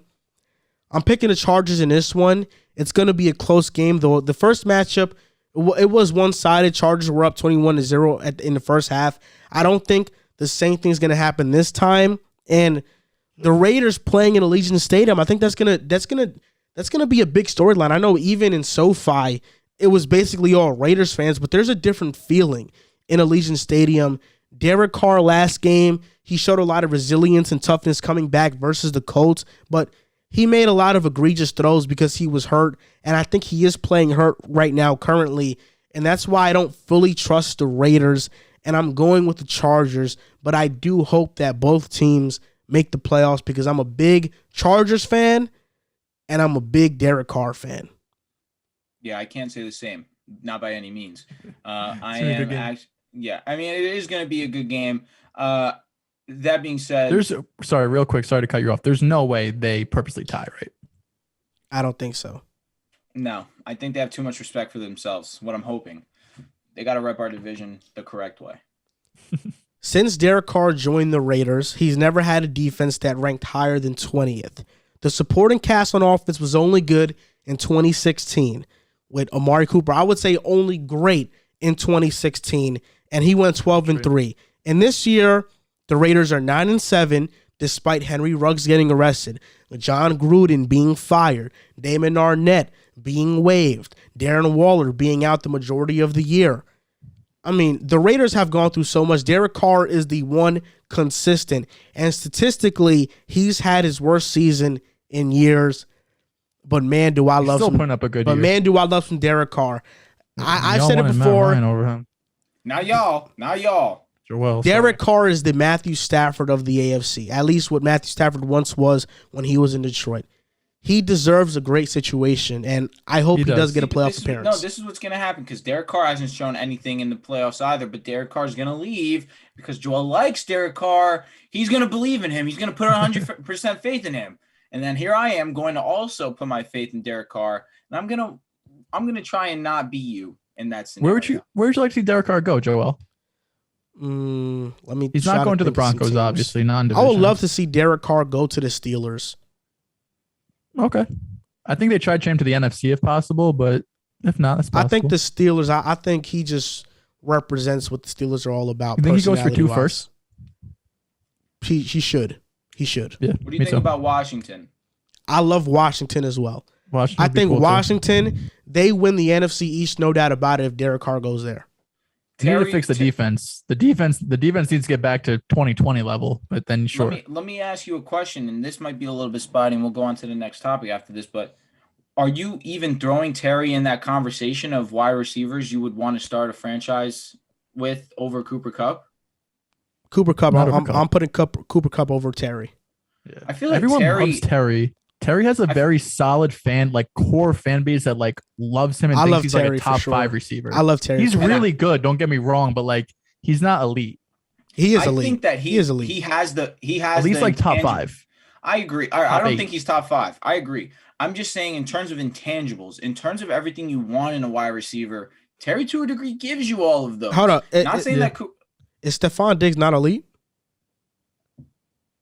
I think he's elite personally. He's not top 5 though. A bunch of receivers, all of him. He's not top 5 though. I was gonna say Mike Evans is elite. He's not top 5. Yeah, Terry's elite. He's elite, no doubt. There's a bunch of elite receivers. He's really damn good. I'm not ready to give him the elite label yet. He's better than Corey Davis. Yeah, he is sick. Is DK Metcalf? Corey Davis isn't elite by any means. He's better than Elijah Moore. Elite? He is. Like, this isn't new to me, bro. He's better than Keelan Cole. Bro, you called Elijah Moore Steve Smith Sr., bro. Yeah, that's you. Is DK Metcalf elite? He had an elite season. He's great for sure. 13 TDs this year. But Terry's better than DK. I think with all the intangibles taken into account, I think that is not too far off. I just think in terms of a physicality standpoint and in terms of what they're best at, I think that DK's strong point, or excuse me, what DK is the best at, he's better than Terry in terms of the over the top. But in terms of everything taken into account, route running, deep ball ability, hands, I think that's where I agree with you that Terry is better than DK. Because do you think Terry's better than DJ Moore? It's really close. I think I'd take DJ. It's Are close. You taking Terry or Deontay? I'm taking Terry. That's a conversation. These three are, I think, in the same tier. But I think I would take Deontay, DJ, Terry. Ooh, you're taking DJ over Terry? Yeah, bro, he puts up more yards with just as bad quarterback play. Less touchdowns, but more yards. I don't know Teddy last year, and DJ Moore had a great year last year. This year, DJ Moore, he's been solid. Does DJ have over 1,000 this year? He's gonna get it. I'm pretty sure. Yeah. Like he's about to get it? I think he actually does have it. He's got 1070. Terry's got 960. DJ's got 86 receptions. Terry's got 73. DJ 4 touchdowns. Terry 5. Did Terry miss some time? No, they both played 16. All right. Well, there's nothing to say. So because there's only 2 games that matter this week, we are not going to do pick'em. There's only two games that matter. Let's run it. Nah, we gotta run it. There's only 2 games that matter. For the grand total, Serge is gonna do the math at the end of the year. We're gonna get Serge's not gonna do that, bro. Serge's not gonna do that. That would take so damn long. And listen, if there's one person I trust, it's Serge, because I know he's listening up until this point. All right, NFL Pick'em Week 18. Let's do it. Chiefs versus Broncos. Zach Wilson's better than Wentz, bro. Chiefs versus Broncos. KC. Chiefs. Is this the game that we finally beat Mahomes? We're like, I think we're 0-7 against him. Something egregious. That being said, I am going with the boys. Broncos are winning this game. I'm lying. Chiefs are winning. Cowboys versus Eagles. This is going to be a great game. I'm going Cowboys. I'm going Cowboys. Washington versus the Giants. Washington. It's impossible to choose the Giants might be the worst team in the league. Washington. They are. Bengals versus the Browns. Great game. Burrow sitting. Correct. Yeah, I'll take the Baker sitting too though. I'm going with the Browns. I'll take the Browns. I trust Keenum more than who's the Bengals back? Brandon Allen. You guys know? Brandon Allen. Okay, I'll trust Steelers versus Ravens. Ben's last game. Steelers winning this game, man. I told you, I've been saying it for the last couple of weeks. Steelers have been playing some great football, given what hand they've been dealt, and I think they continue to ride that. I got the Steelers. Packers versus Lions. Jordan Love, first start. Aaron Rodgers isn't playing? I thought he's expected to play. I don't know. Maybe. I don't know. I'm pretty sure he's expected to play. But probably not the whole game.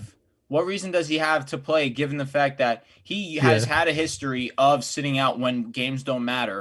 LaFleur said that he doesn't want 3 weeks off for his players. So I'm expecting them to start, maybe play a half. But I'll take the Packers here. I'll still take Packers. I'm going with the Packers. Colts versus Jaguars. Colts. They need a bounce back. Bears versus Vikings. Did I say Titans before? Never beat the Jags in home. I might have said that. I meant Colts. Take the Vikings. I'm going to take the Bears, actually. I'm taking the Vikings. Titans versus Texans. Wait, that goes and completes it. 17 weeks. Joel has chosen the Vikings to win. Give it up for him, man. In Joel's head, they were supposed to go 17-0. They should have. I respect that. They should have. I respect that, man. Titans versus Texans. Titans must win. Texans are going to give them a good game, but I do think the Titans win. I got the Titans. Saints versus Falcons. I think the Falcons here. That's an interesting choice, Joel. I'm not going to front with you. I think that is a good choice, but I just can't trust the Falcons. I think the Saints win this game. I got the Falcons in this one. Seahawks versus Arizona. Cardinals. Another really good I'm taking the game. Seahawks. Taking the Seahawks. Jinxing them? I'll tell you what, it's going to be a great game. Seattle's been playing some really good football lately, even against the Rams where they did struggle, or maybe the score didn't tell you that they were having or playing good football. Seahawks have been playing good football. I'm going to go the Seahawks, actually. I'm going with the Cardinals. Now, Jets versus Bills.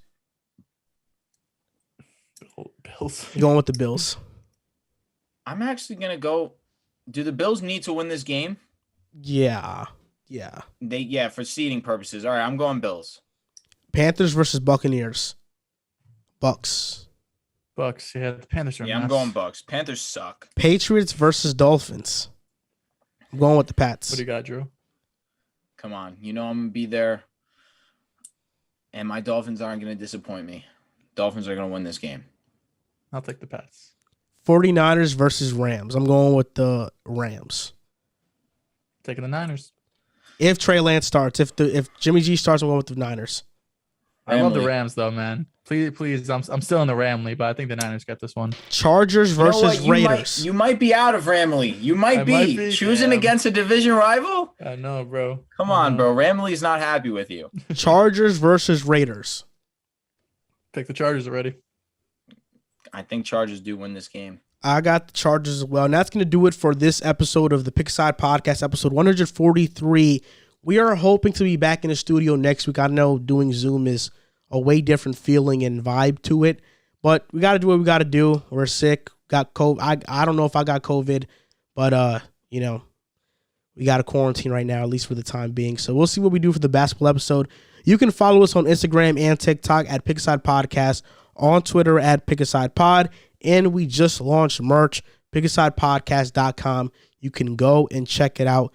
Thank you guys so much for supporting, and we'll see you next time.